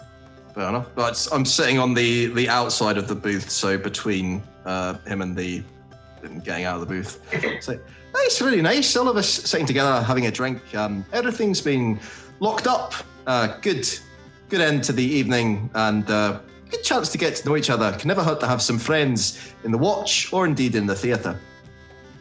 Yes. Roscoe tells me great things of your sausage song. Goes every It's a classic. year. Might come up later, you never know. The night is young. Wouldn't shut up about it last year, honestly. Oh, It's a bit of an earworm, not gonna lie. no, being an actor is harder than you might think. You could probably benefit a lot from the Monday evening classes. They cover a wide range of things. It is sort of, that is improv, but there's also, did you know that the actors have to learn a lot of lines? What? Did you know that? No. Yes, that's a very important part of it, yes. I've learnt lots of lines. Like, Ogden's a big fan of those Monday evening classes. Yes. Did you know, for example, that when somebody's lying, they look to the left? Ogden looks to the left. There's There's nothing there. also looks to the left. Why? Why? It's just one of those things that's been noticed during acting and improv classes. I read a book about it when I was learning how to do stage management, because I like to have an understanding of all of the elements of theatre. Like, though I'm glad that you, Doc, are handling Do the you look to production the side of left things. as you say that, Jem? Yeah. Doesn't notice. Is Georgie back with the drinks yet? Georgie's doing several trips because he doesn't carry more than one thing at once, so there's two. Thank you. Thank you. So, right, I guess if we're doing this, then you better tell me all about yourselves. Oh, gosh.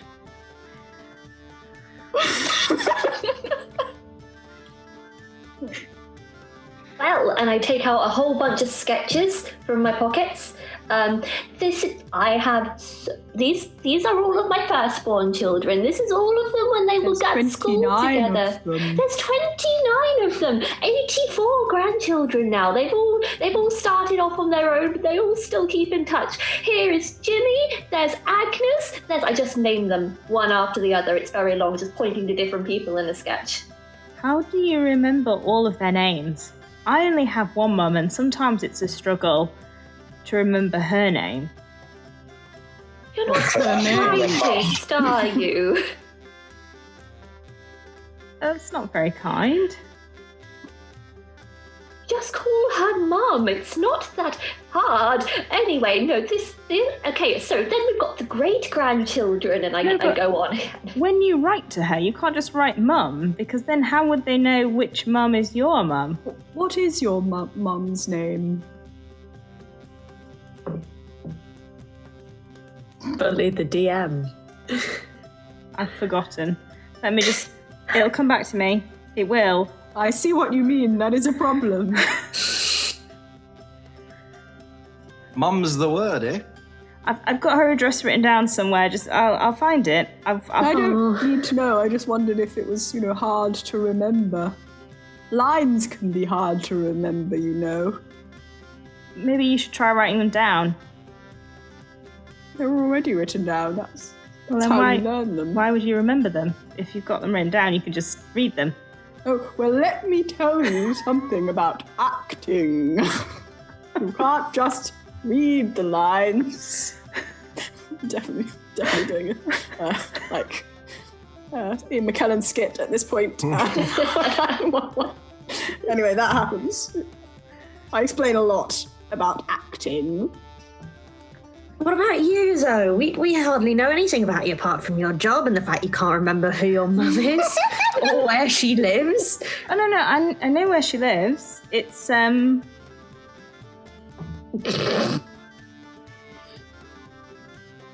I've got it written down somewhere. Mum Street. No, I someone write it down for me. I just copy it onto the letters. Are you alright? I'm fine. I do alright. I've got a job. Send money back. Get paid. That's what I came here to do, you know, send money back.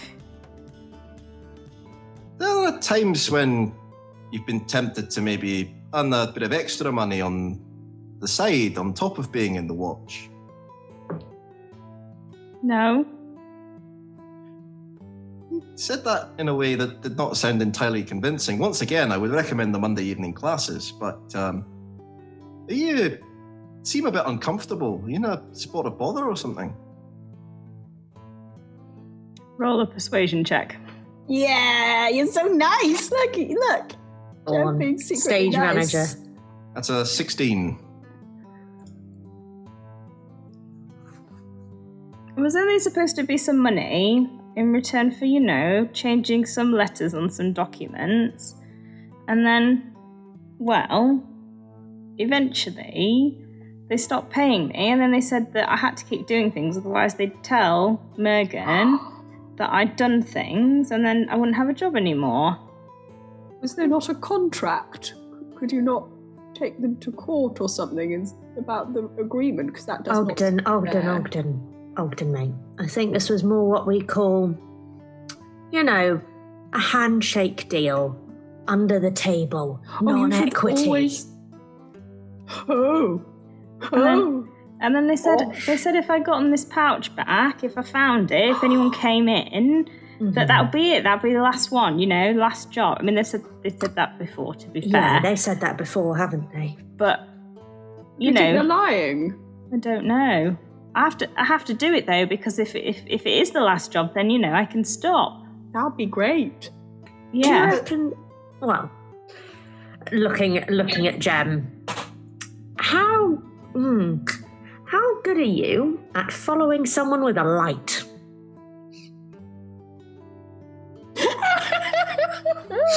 Who's got a light? What?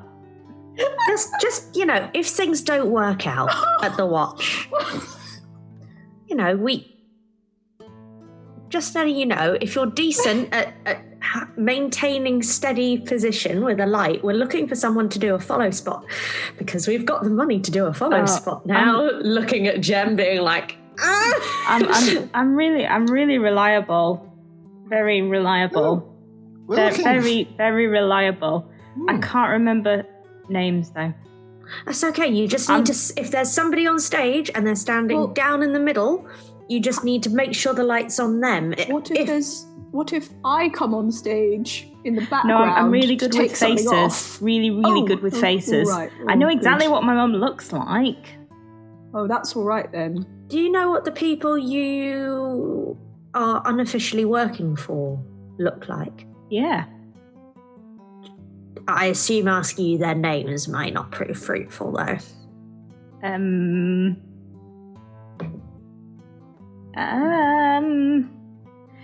They come in here and I sit here, and then they sort of come and sit with me, and then like they tell me things, and then they go away again.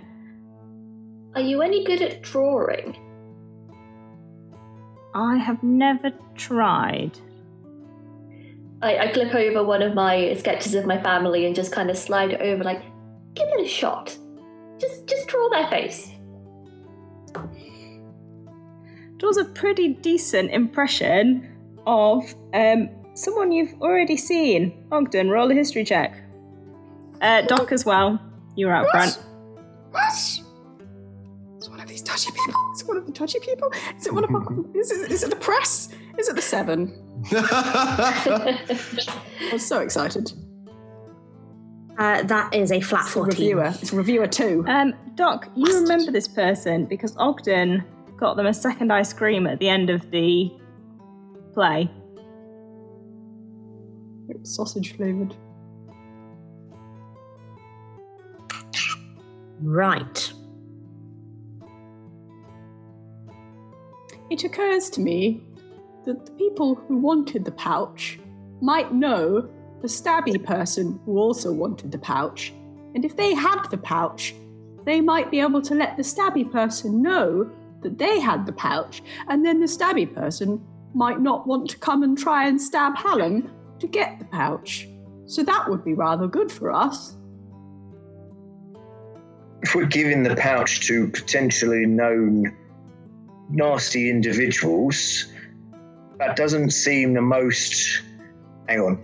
Gets the moral compass out. Yeah, no, it's off. I think maybe this is not a good idea.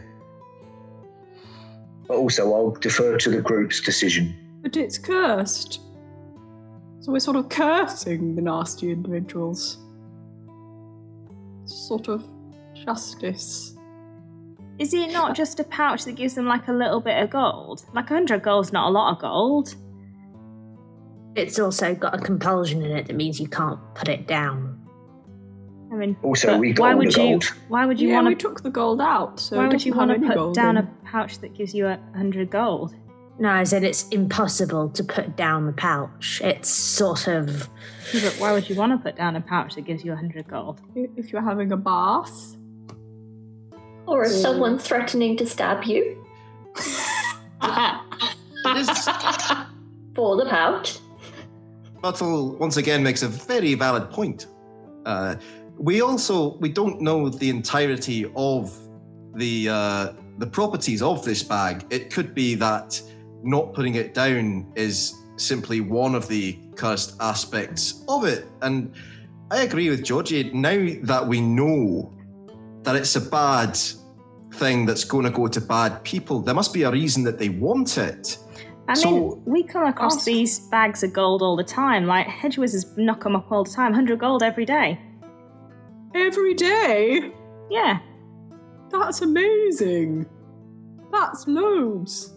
Yeah. Just Is it real gold? Wait, what? Off the record, do you have it on you? Yeah. Off the record. Shifty pint drinking. Yes. That's all right, we figured. Do you mind if I maybe take another look at it? Oh, Georgie! Oh, we just got you uncursed. Not relapsing. This isn't a relapse. He goes into an interior pocket and gets out just the pouch, not the knife. Oh, did you bank the knife though? Yes. Okay. Yes. Good. Is the pouch still in the box? No, he's holding it. Georgie only got cursed when he opened it, for reference. Right. All of us didn't know that. Okay, in that case, would I be able to ritual cast Identify on it? Sure. You spend the next 10 minutes ritual casting Identify. I'm getting another round in. Yeah, another couple of rounds. Drinking montage, just Georgie focusing, everyone else like, hey, sausage song. I would like to spend lines. Filler of Ogden going, sometimes lines are easier to remember when they rhyme with each other. That's a helpful tip. I would like to spend some of the 10 minutes complimenting them on their drawing skills and trying to encourage this talent that they have.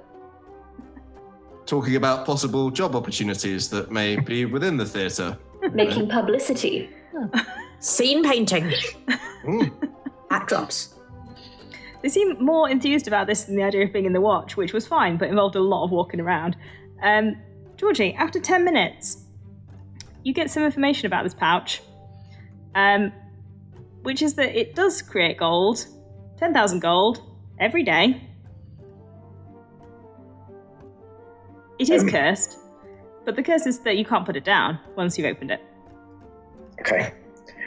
I'm going to relay all of this information, but I'm going to say 100 gold and attempt to wink with the eye that is not facing the guard friend. I mean, roll a deception check. My best check. I think, hang on, that is a non-natural 1. I rolled a 3, I have -2. Oh, I rolled a 2.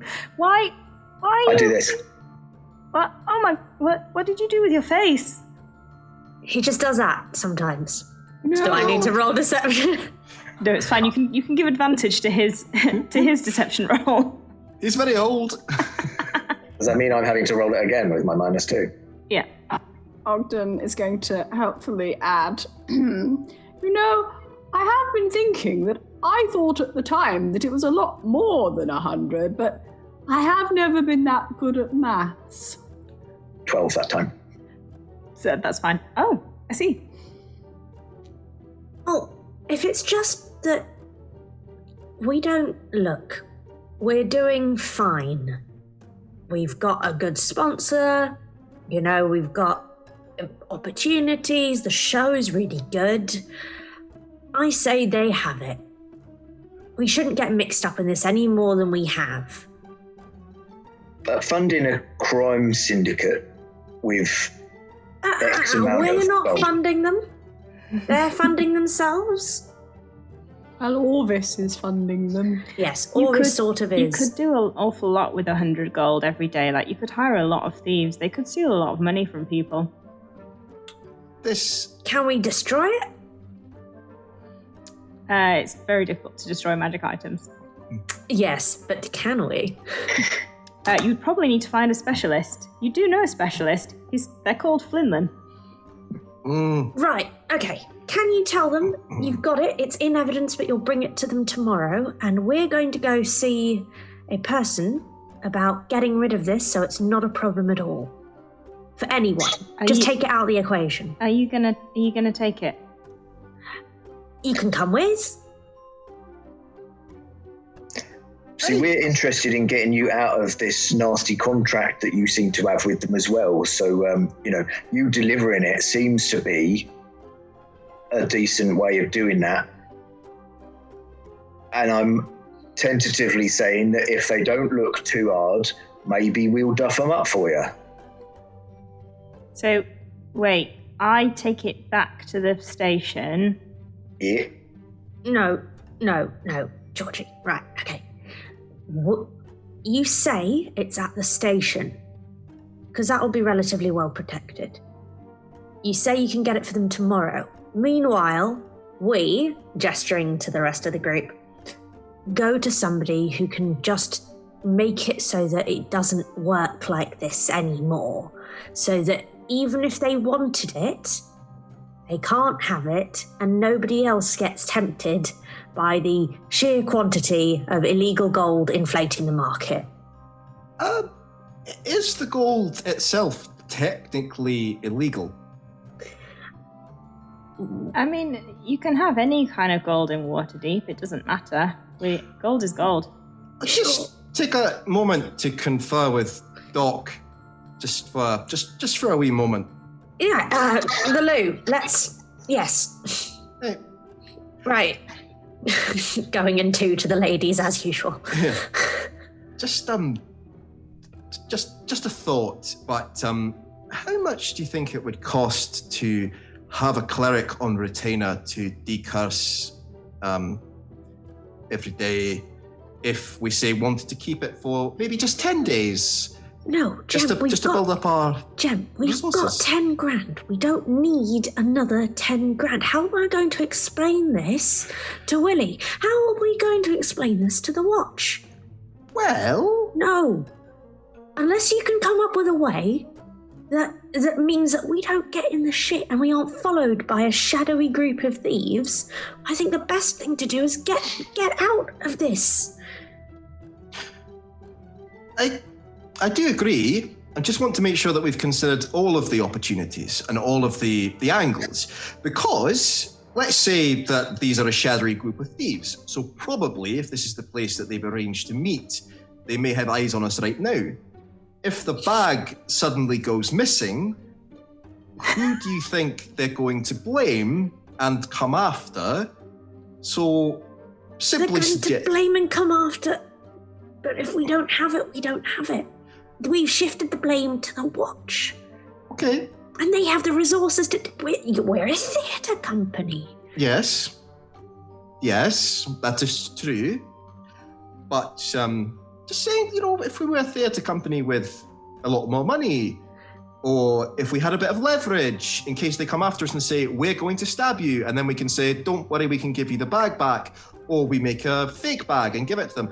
I'm just basically trying to avoid a situation where we either enable criminal activities or said criminals with said criminal activities blame us and say, burn down the theatre, or give us all a bit of a stabby McStab. It just generally seems like we're in slightly a quandary. Also, on your Furbolg set painting, buddy, you know, I don't want them to get hung out to dry. So obviously it's your call. I just want to make sure that we've thought about all of this properly. Okay, our options. We give the bag back, and we're funding criminal activity. Now, I'm not saying that's a bad thing. I'm saying that gets us out of it very quickly. Mm-hmm. We don't give the bag back, and we keep it for a set amount of time. Mm-hmm. They will come after us. Mm-hmm. Not great. And also when we get audited at the end of the year. Audited by yes. who? Well, I assume if we've got a patron, he'll want to know what his money's been spent on. And if suddenly we've got lots and lots and lots of gold coming in, he'll be like, well, who are you? I would say he's not that involved. He mostly Okay. just gives you money and doesn't especially mind what you do with it. As long as the Okay. sausage song happens and the general sausage placement. Just think, General sausage placement. think of all the good we could do if we donated it to the church or something. Ready?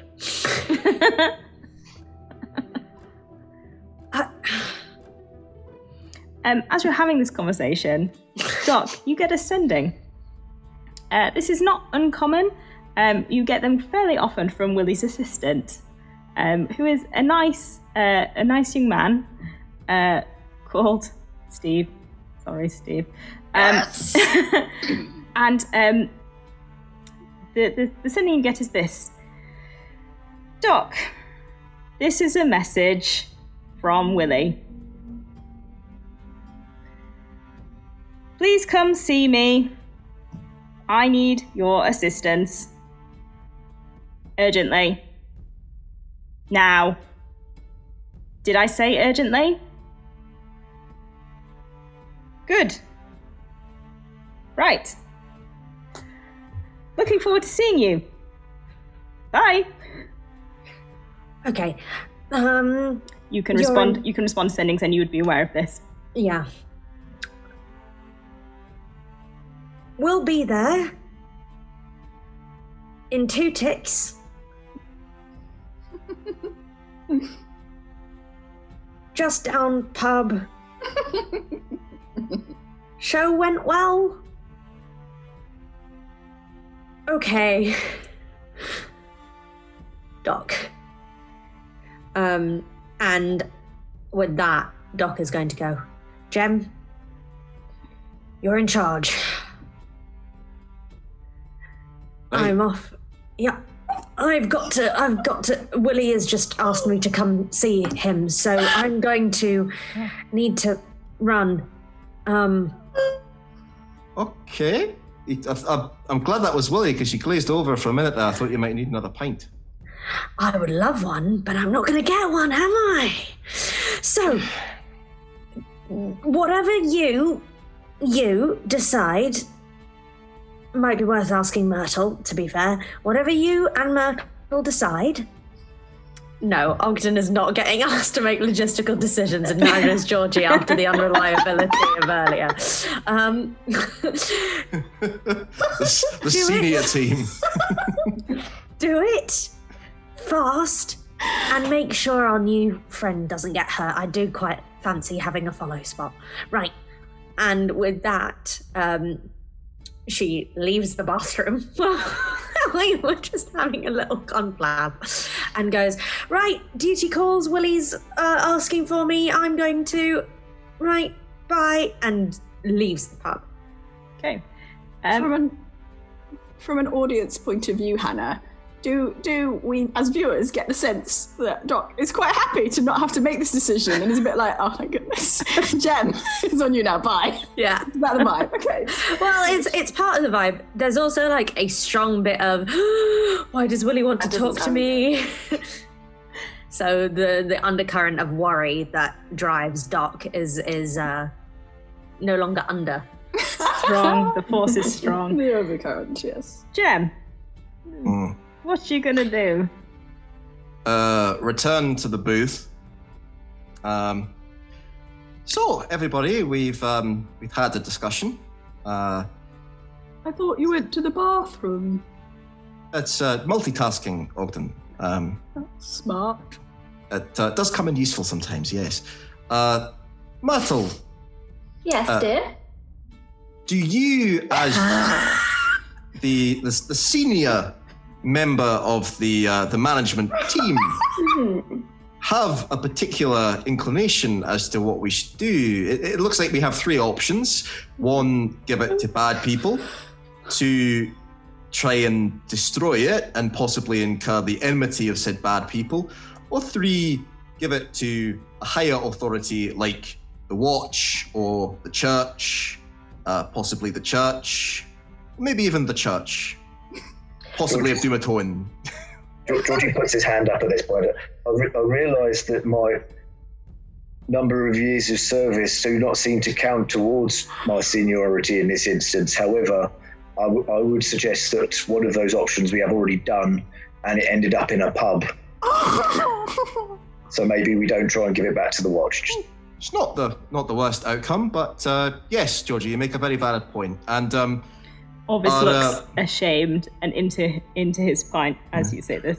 And Orbis, we would like to extend you an official invitation to join us as follow spot operator and various other things if you would like to be part of the theatre team. Also, if any skeletons come towards you carrying a sword, we have your back. Yes.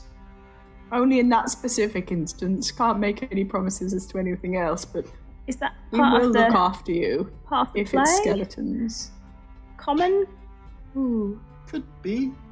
Jason and the Argonauts, maybe we could do with all the skeletons. And that'd be quite good. But I suggest that if are the shadowy people expecting to meet you here? And would that be around now? Okay, Myrtle, quick decision needed. What do you think we should do? My gut instinct was to take it and arm the theatre company to the teeth and become just, you know, just use it to fund bigger productions. But I understand that you may not be happy with that option. Like, I do have the means to hide the money among about 100 different bank accounts of my close family. But it occurs to me that you wouldn't be approving of that. So I propose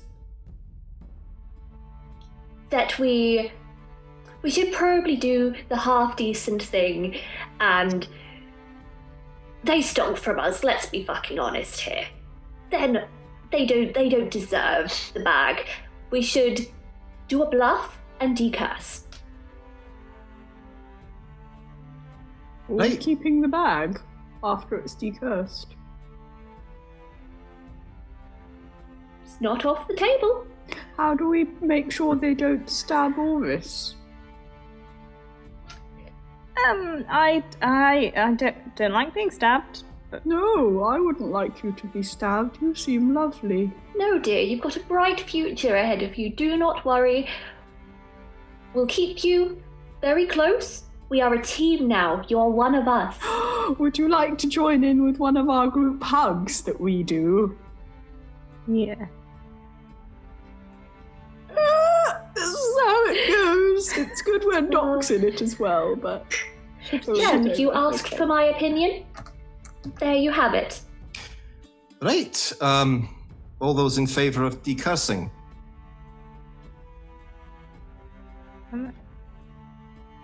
Motion carried. You're what I'm voting for, but I support you.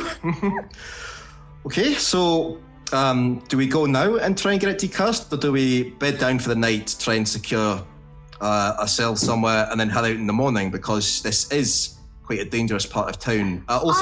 Doc has gone to see Willy, so do we need to do some backup there, or... The theatre's pretty defensible. Let's take Orvis to the theatre where it's safe. Okay. I'll Would be there honest. be no use to anyone tired, are we? Right. Okay. Fine. This is, I'll be honest, it's a little bit out of the exact job portfolio that I signed up for, but nonetheless, we have an agenda, we have a list, we have priorities, and later on I can make a spreadsheet and feel a lot happier about the whole situation. So back to the theatre to make sure that we're in a defensible position. Is that the... Yes. Are they watching us right now, though? Probably, yes. Okay. Right. Shall we sing the sausage song as a distraction? It's not pantomime season. That might confuse them. That's true. Might draw attention to us, though. Maybe we should do this on the way and leave now, do you think? Yes. All right. Yep. Stand up. Shuffle, shuffle, shuffle out of the booth. So you Shuffle, shuffle, shuffle. hurriedly Look vacate around. the pub. I'm Singing looking the around sausage for song. dodgy-looking people, which Roll a is perception Roll a perception. really sensible. We're bringing in our furball friend as well, aren't we? Yes. Yeah. In the middle of the huddle. Sausage and Saveloys. Oh, I got a 4. Everyone here looks lovely. Looks Don't fine. think they're dodgy at all. Looks totally fine. Character. As you leave the pub, we cut away to Doc. Are you flying to I the am. mansion? Yeah. What if you get So- shot? Toot sweet, and so I'm toot sweeting. So you fly to Willy the Sausage King's manor. It is a very nice manor. It's relatively new. He bought it quite recently. It's very nicely outfitted. It's one of those, white houses with like gold painted bits, and it has very, very nice gardens that are full of, bushes that have been cut into shapes of things. You can't quite figure out whether that's because Willy likes them or because Willy thinks he should have them, but they're there nonetheless. Sure. You get to the door, and the door is slightly ajar, which is unusual, but you can go straight in or you can knock, whichever you prefer. I'm gonna be safe and knock. Steve comes down to the door in like slightly a rush and looks like a little bit more unkempt than usual. And it's like, oh, Doc, thank God you're here. Could you? He's in his office. Just don't panic when you see him, okay? Just stay calm. Everything's fine. It's all fine. Okay. As you go through the mansion, it's sort of a glorious delight of different art styles. What it would look like is that basically he's bought a painting from every single artist who's currently working in Waterdeep who is known, and has put them all up together without any real idea of how they work together, but just It's the Cheesecake Factory. put them all up. And they're all quite colourful. He's gone for the most colourful ones, and it's a real delight of colour and life, and a lot of art is going on. As you go up the steps and get into his office, Willy is a very tall blonde minotaur.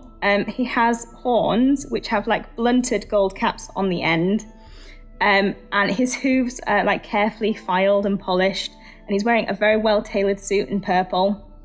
But he would usually have like quite a really well tied cravat. This is like clumsily tied, and he just looks a little bit off. He looks quite stressed, and in his office normally everything is like pristine and in place, but it looks like basically everything in here has been like picked up and put down, not quite in place. And he's kind of like ruffling around his desk and moving things, and he doesn't notice that you're here in this kind of manic movement of things. I'm here. You wanted to see me. Oh, Doc, thank goodness you're here. Welcome. Yes, I called you. You were here last week. last week. Did you see a small brown pouch? Have you seen it? Did you take it? Where is it? I need it. Have you got it? Did you see it? Was it here when you were here? Have you? Okay, so. Yeah. I haven't seen. I don't remember seeing it here. Can you describe it beyond small brown pouch? Because there's lots of those. Brown leather pouch. I suppose if you open it, it might have some money in it, like a little gold crescent money. Oh. Did you have right? It's okay. So, right. Well, what a coincidence. Somebody dropped it off at the theatre. Oh, that is excellent news because I was just about to tell you the bad news that obviously if I can't find it, I won't be able to keep funding the theatre. But if you have it, that's excellent. I would like it back. If you have it, and then obviously I can offer you a finder's fee or Willy, up your monthly amount. The amount that was in it is now in the bank because we found it, and so we put the money back in the bank account for the theatre. So you have access to that. So right, but that's just one day. I need all of it. Yes, every day. It's currently with the rest of the crew. Because we didn't know what to do with it, and also because somebody held us at knife point for it, Willy. Oh gosh, that's terrible! How awful! No, that's bad. Who? We don't know, but they also made off with all of the gold trimmings at the theatre at the time. We've replaced it with very good gold simulacra, so it's even keeping the theatre lean, keeping it agile. If you bring me back the pouch, Doc, I will paint the whole theatre in gold. And I want the pouch. Give me the pouch. Okay, I'll need to go back to where the crew was and see if they've got it or if they haven't. We tried to turn it into the watch, but corruption, and then but we did track it down. We should be able to get it to you if you come by the theatre tomorrow. Okay, if you promise, don't give it to anyone else. I can give you more money every month if you need. I think the plan was to decurse it. Is that all right? It doesn't have a curse on it. It's absolutely fine. It had a curse on it when we found it. We had to go and get Georgie decursed. Why would Georgie need decursing? There's nothing wrong with the pouch. It just gives you money every day, and I need it. Willy, I don't mean to be pert, but if Georgie was unable to put it down until he got decursed. Well, yes. Normally, I just keep it on me. With me all the time. It's with me. I would like it back, please. Now. Yes, we can get it back. Again tomorrow. Promise. Would you consider for me, Willy? And you know that I very rarely ask for anything apart from money. Would you be willing to go and get yourself checked out for curses? Just in case, but we will get you your money back. Your pouch back. Roll a persuasion check. Yes. Stop. Oh, fuck. 1 second. Get yourself down the drop-in clinic, get your curse taken care of. Yeah, right. Random thought, do we really need a patron if we have their magic bag, which is how they got all their money? Don't have that thought. That is not a permitted thought. That's what I was saying. It's a 10. We're not having that thought. I suppose once I've got the pouch back, I can think again. I'll be able to think about seeing someone if necessary. I suppose you can recommend whoever you went to see. Yes, absolutely. I'm just gonna make sure that nobody's made off with it. What do you mean made off with it? No, it should be with the crew. And they're very reliable. We've put on so many great shows for you. Okay, yes, I will work on that. The sausage song, and he briefly looks up at his mantelpiece, and you can see above the mantelpiece there is like a framed calligraphy version of last year's Panto sausage song, and there is like little like versions of painted actors. It's Amorphia and Quadethus in like Amorphia is playing like Dick Whittington from this universe, and Quadethus is playing a cat. Yes. Yeah. And he looks at it briefly and is like, yes, but I need it. Okay, we're on it. I'm on it. Yes, I'm on it. I'm gonna go. And with that, I think, using as much action as I can, going as fast as I can, I'm going to speed back.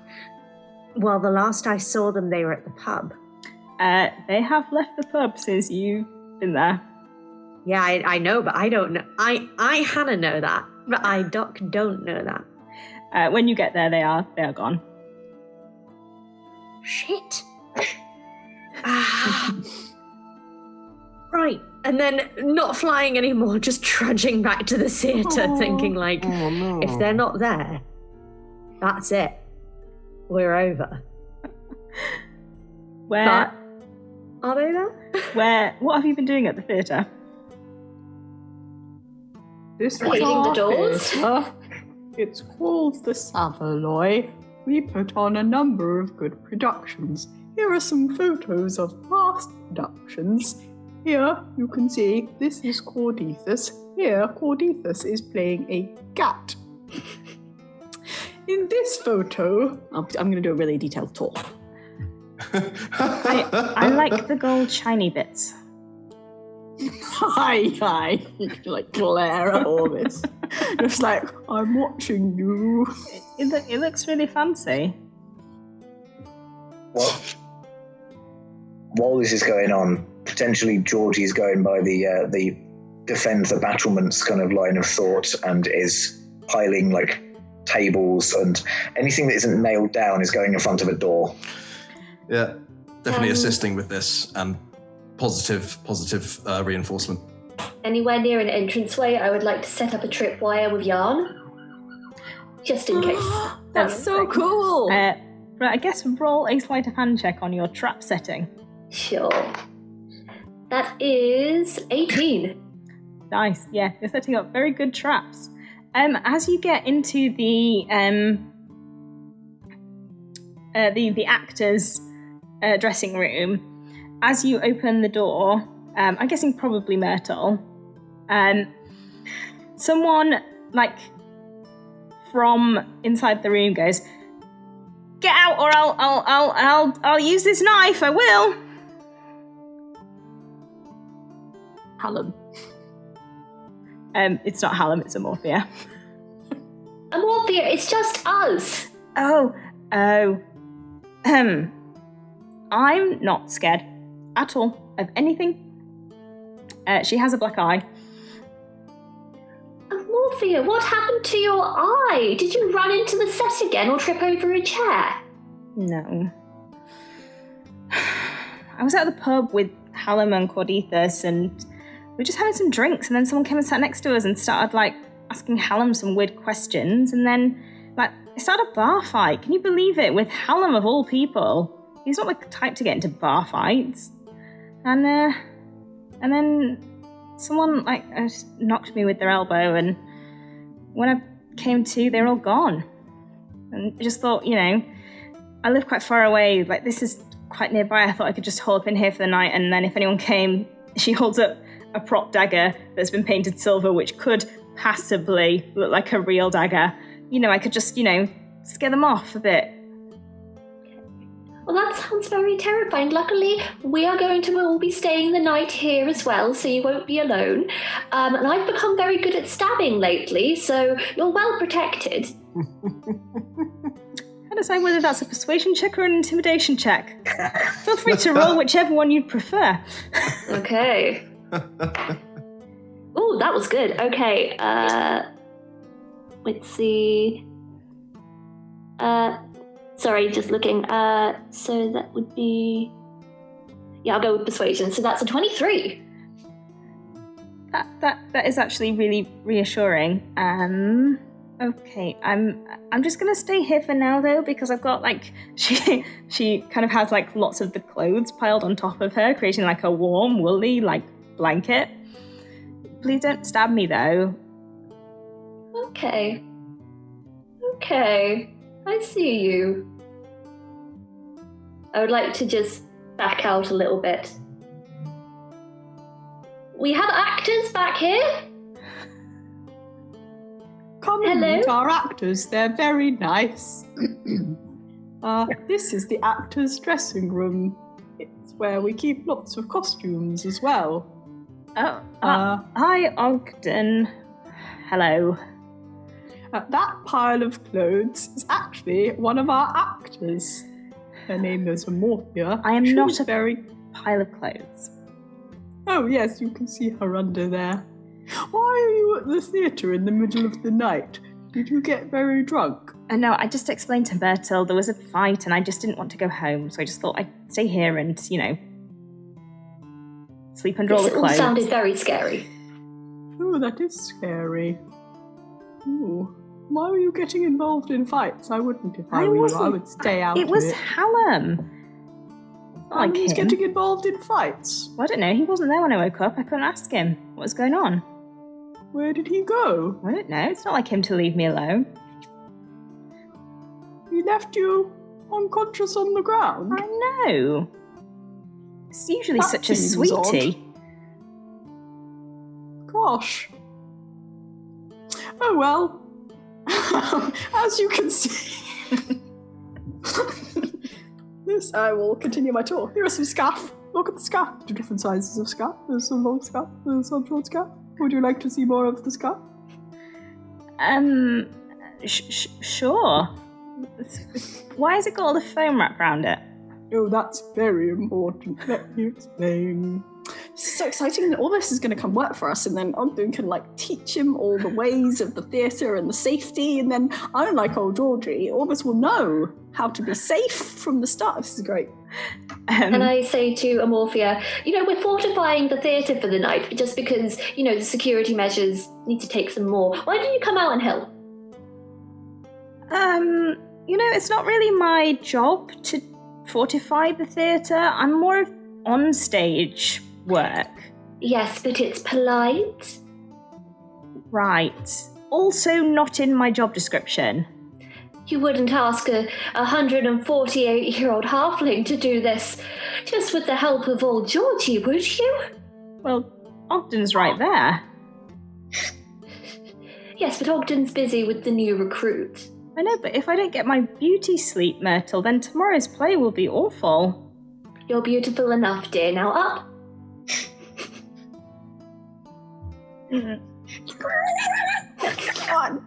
Loving Doc's reaction at the moment. I'm not here, but were I there? No, sorry, Myrtle. It's not my area. If it was like painting makeup on all of you, I would do it, but it's not, so I'm not going to. Right. Do you okay. need battle paint? Because I could do that. Ooh, that sounds like it might be a lovely idea. Just going to come back. I'd quite like some makeup.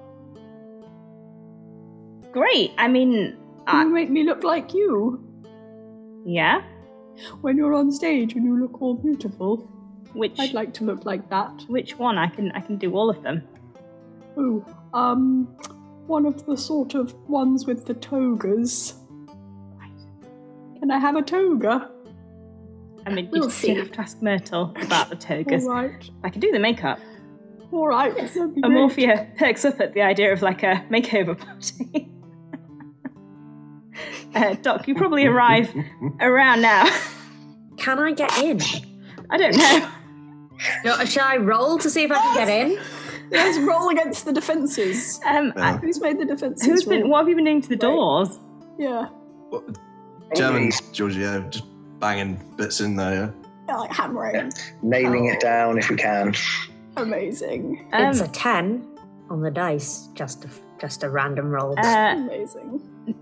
The door that you come to is locked and appears to be also barricaded, so they probably are in here because otherwise you'd be able to get in. Okay, I'm going to fly up and see if I can get in through one of the upstairs windows. Yeah, they haven't got up there yet. Yeah. All right, everyone.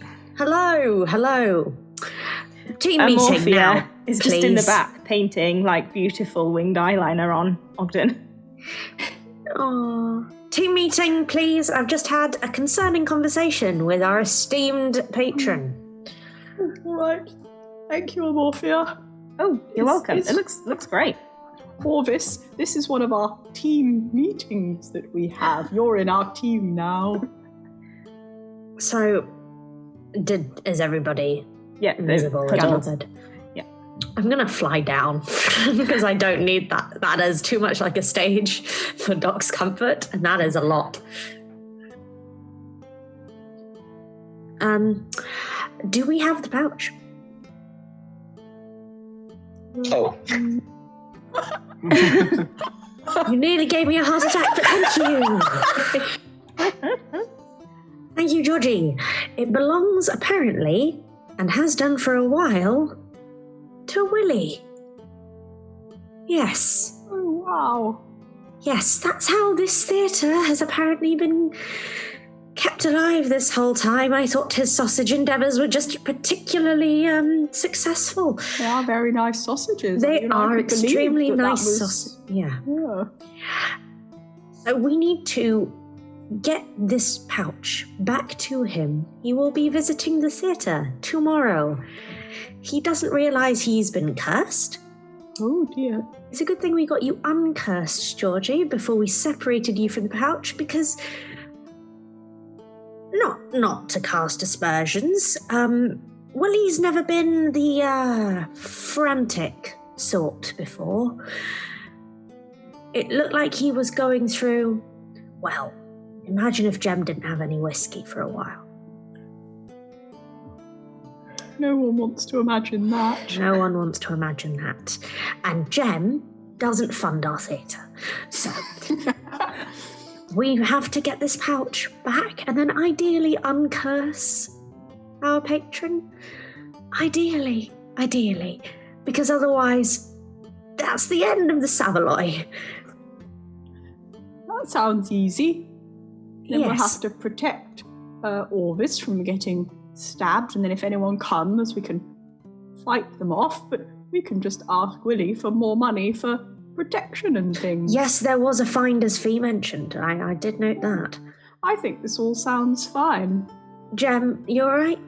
Just to be clear, Willy has been using the theatre to launder money Sounds that's fine. come from strange places. Well, I'm not saying he didn't do that. I'm also not saying he did.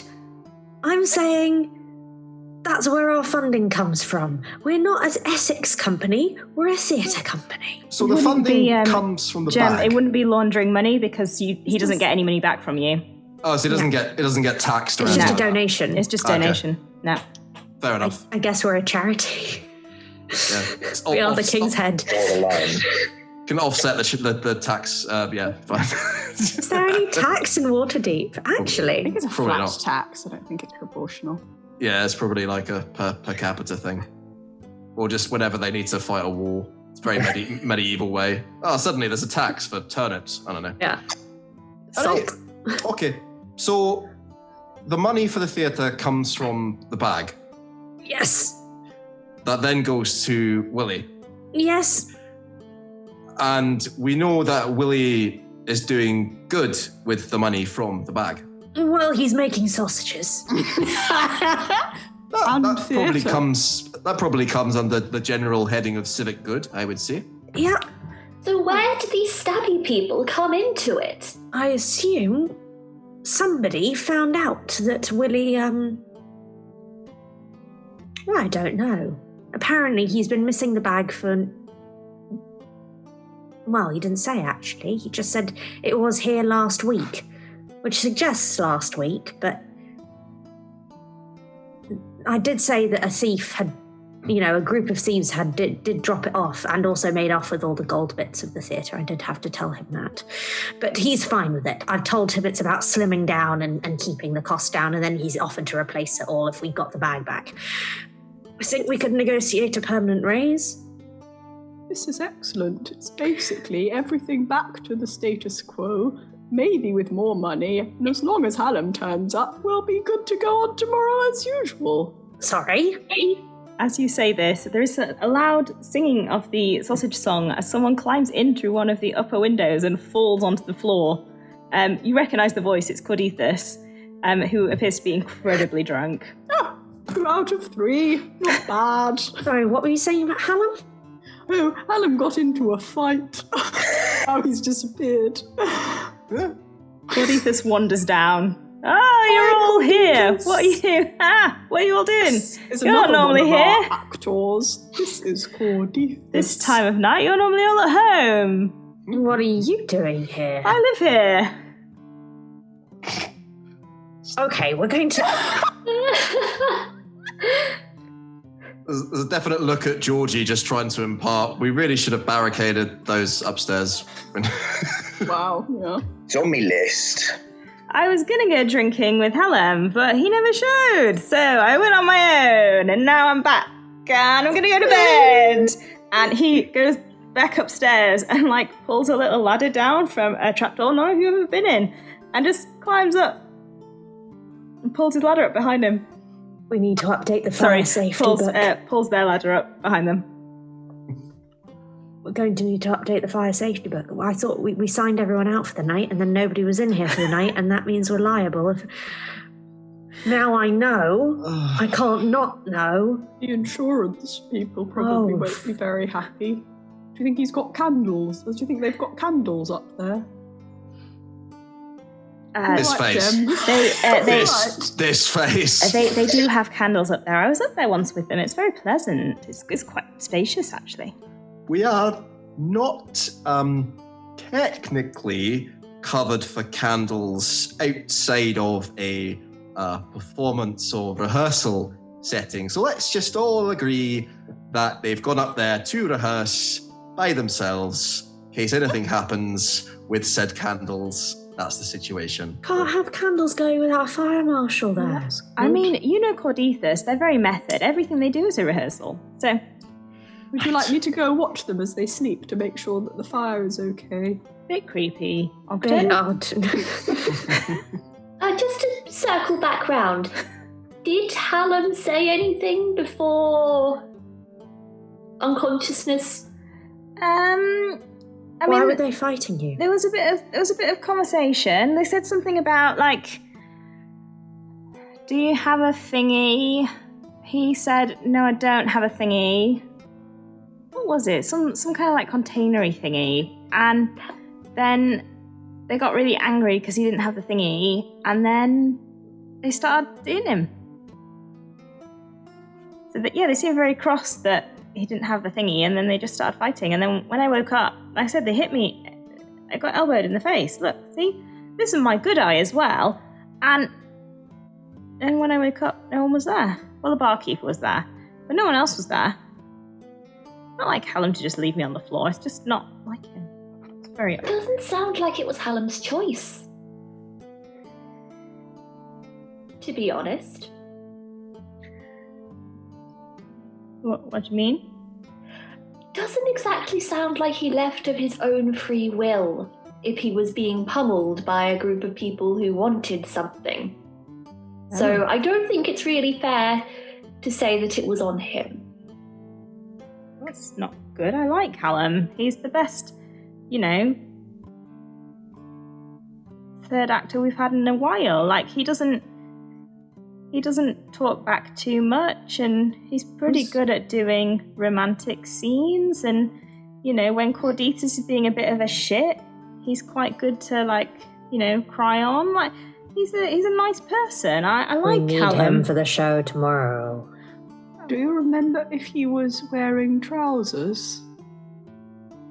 Yes, he was wearing trousers. Well, that's something, I suppose. I don't think Hallam is the type to go to a bar without trousers on. Really. Good to know. I mean, Cordithus would.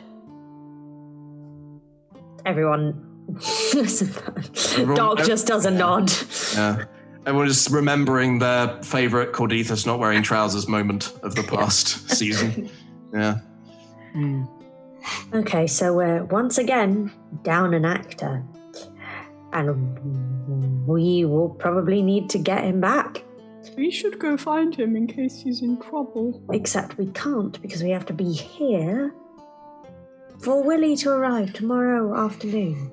I mean, you all look like you should go to sleep, to be honest. Georgie looks awful. I would love a sleep. Bleeding still. Well, I didn't want to complain. We've got until curtain up tomorrow evening to sort everything out, get our actor back, get Willy his bag, get everybody in place, healed up, rested, and ready. And not stabbed.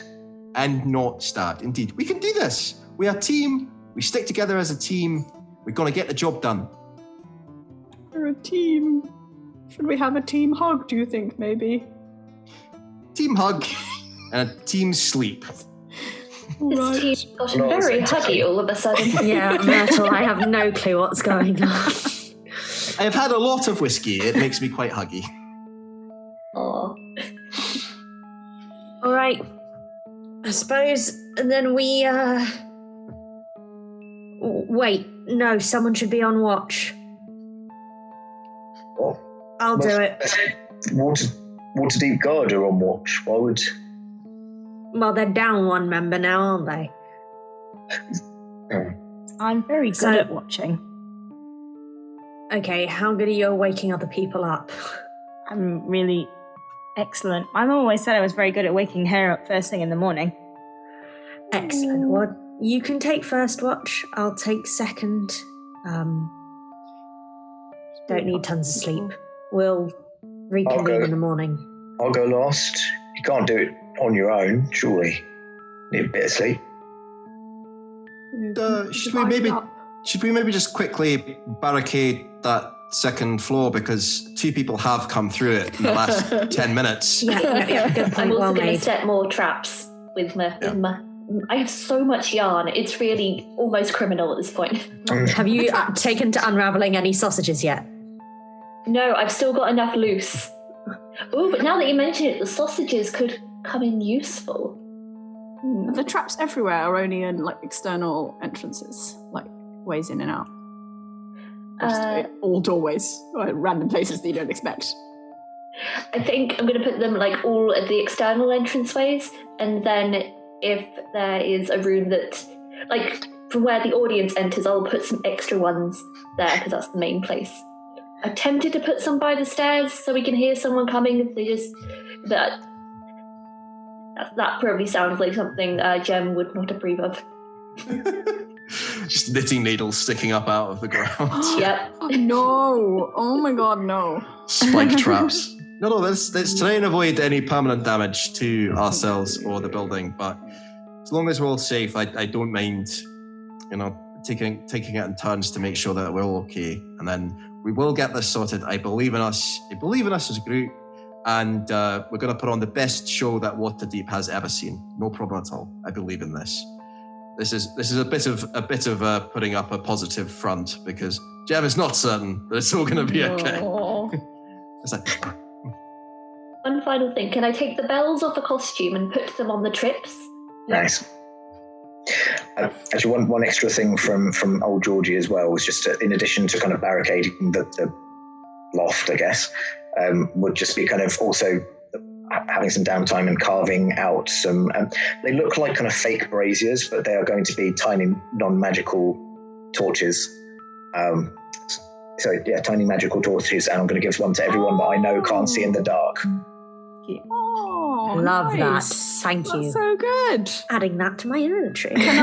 Can I make a head torch out of it with like some little straps and then have a cool little head torch? Of course you can. Could probably kind of make some modifications if you're attempting to kind of attach it to a hat.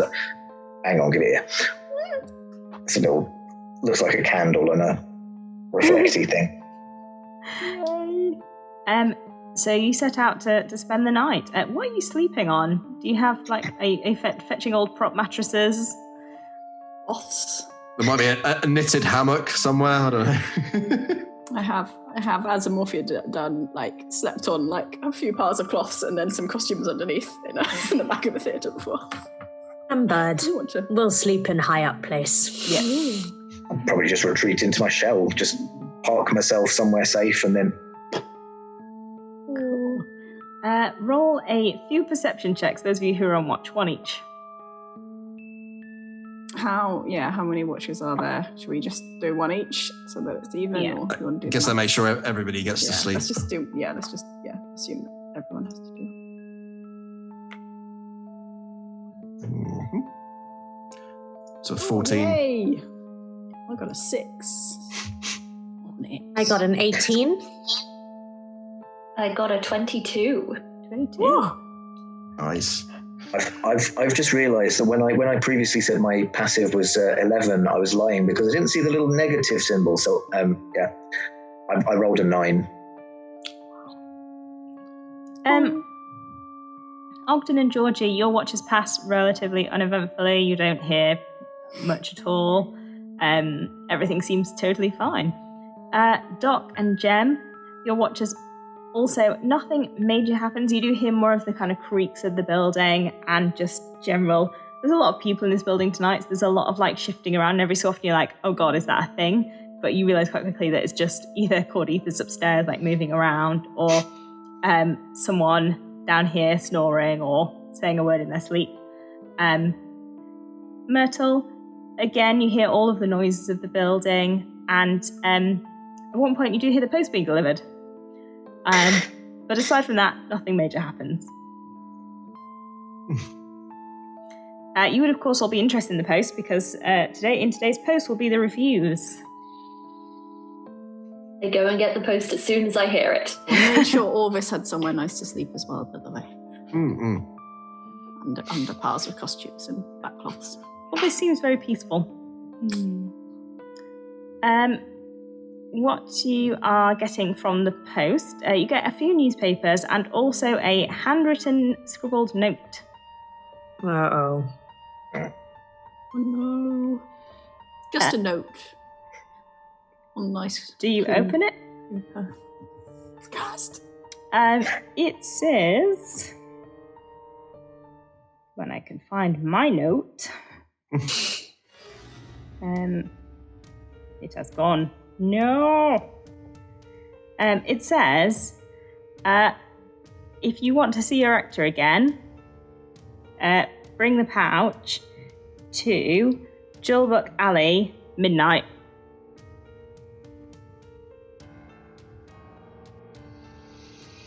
You can't do that. Need him sooner than that.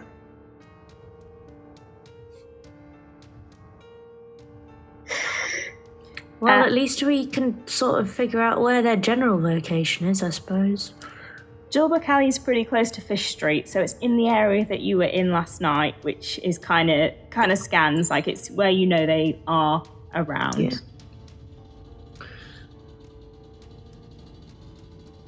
I think we'll have to wait until we give the pouch back before we go searching for Hallam. The reviews are generally positive. Yes. Somebody does comment on how long a Morpheus death scene was. Some people comment on how good the set is, and how smooth the backstage operations are. But yes, generally very positive, and you're expecting quite a large audience tomorrow off the back of these reviews. You can tell it's a fantasy land when the reviews mention the backstage. But yes, finally, some appreciation. One of the reviews briefly mentioned. Yeah. In Backstage Weekly. Yeah. Yes. A hired hand. Oh, Hey. no. Let's make a What are we list. going to do? What about Hallam? What if they hurt Hallam because we don't have the pouch? It's a risk Hallam's going to have to take. We will help, but we can't just leave and go searching. We can't fob off Willy without the real pouch, and he's coming at noon, so... But what about the show tonight? Well, Sure. we've got between noon and curtain up to go find Hallam. Dear, oh dear, oh dear, oh dear, oh dear. Show must go on. You know all the lines. I know all the lines. Would we be able to maybe go through the props and or, our capable costume woman maybe knit ourselves a similar looking pouch? I thought you were going to say we're going to knit ourselves a hallam. Ogden just puppeteering, yeah. Just a hallam body pillow. War horse, but it's hallam. You definitely would have other pouches in stock that would look similar to this one. It's a pretty bog standard looking pouch. We just, tell Willy that we already took our finder's fee, and that's why there is no gold in it. Speaking of which, should we take some gold? Doc, from the way that Willy was behaving, you think that he won't return to normal until he's reunited with the real pouch. Yeah, no. We give him the real pouch. We give them the fake pouch, and as we do that, we rescue Hallam. Because he was, I swear, I think it sends whoever doesn't have that pouch mad, that curse. You weren't ever without the pouch, so you didn't. And Georgie, I'm so glad. I don't want you to go mad either. I don't want to go mad neither. I do have one point just I would like to raise, however. You are keeping in mind with all of this talk of, rescues and fobbing off the criminals, but that we are still indeed a theatre company. And on that note... better idea. And with that, we'll come back to this next time. That was very nice. That was very nice. Thank you so much, everyone, for joining us. Thank you so much, everyone, for playing. That was much fun. Much fun was had. And we'll find out next time what you do to rescue Hallam from the thieves. Get back the pouch to Willy, potentially. Save your theatre. Save the show. If you enjoyed tonight, we're playing every Tuesday for the next 2 Tuesdays at 7 p.m. GMT, which is 11 a.m. Pacific time. And we have 2 more episodes to go. We also have a show on Mondays, which starts at 6 p.m. GMT, which is 10 a.m. Pacific time, which is Seekers of Elturel Buried, which is being DM'd by George. They are in the kind of final throes of 12-part campaign, so they're having a lot of fun. It's very exciting. All of our episodes are streamed at twitch.tv/rolltogether and often hosted by twitch.tv/DND. And they're all archived at youtube.com/rolltogetherrpg. So if you want to watch our back catalogue, that's where it is. We also have podcast versions. So if you like listening via podcast, just search for Roll Together RPG on your favourite podcast provider. Again, massive thank you to our D20 Club on Patreon. We couldn't do this without you, so there'll be a link in chat now if you want to join. We often give advanced previews of what's coming up to our Patreon, so if you want to find out what's happening next, just join and you'll see it a couple of days in advance of everyone else. Once again, a big thank you to our sponsors, Hero Forge, Ultra Pro, Elderwood, and our supporters, D&D Beyond, Isle Champions, Bottom Realms, Level Up Dice. And we're on social media as Roll Together RPG. Once again, thank you, everyone. Thank you so much for joining us, and we will be back next week to continue. Yay! Cheers, everyone. Bye. See you later. Bye. Bye-bye.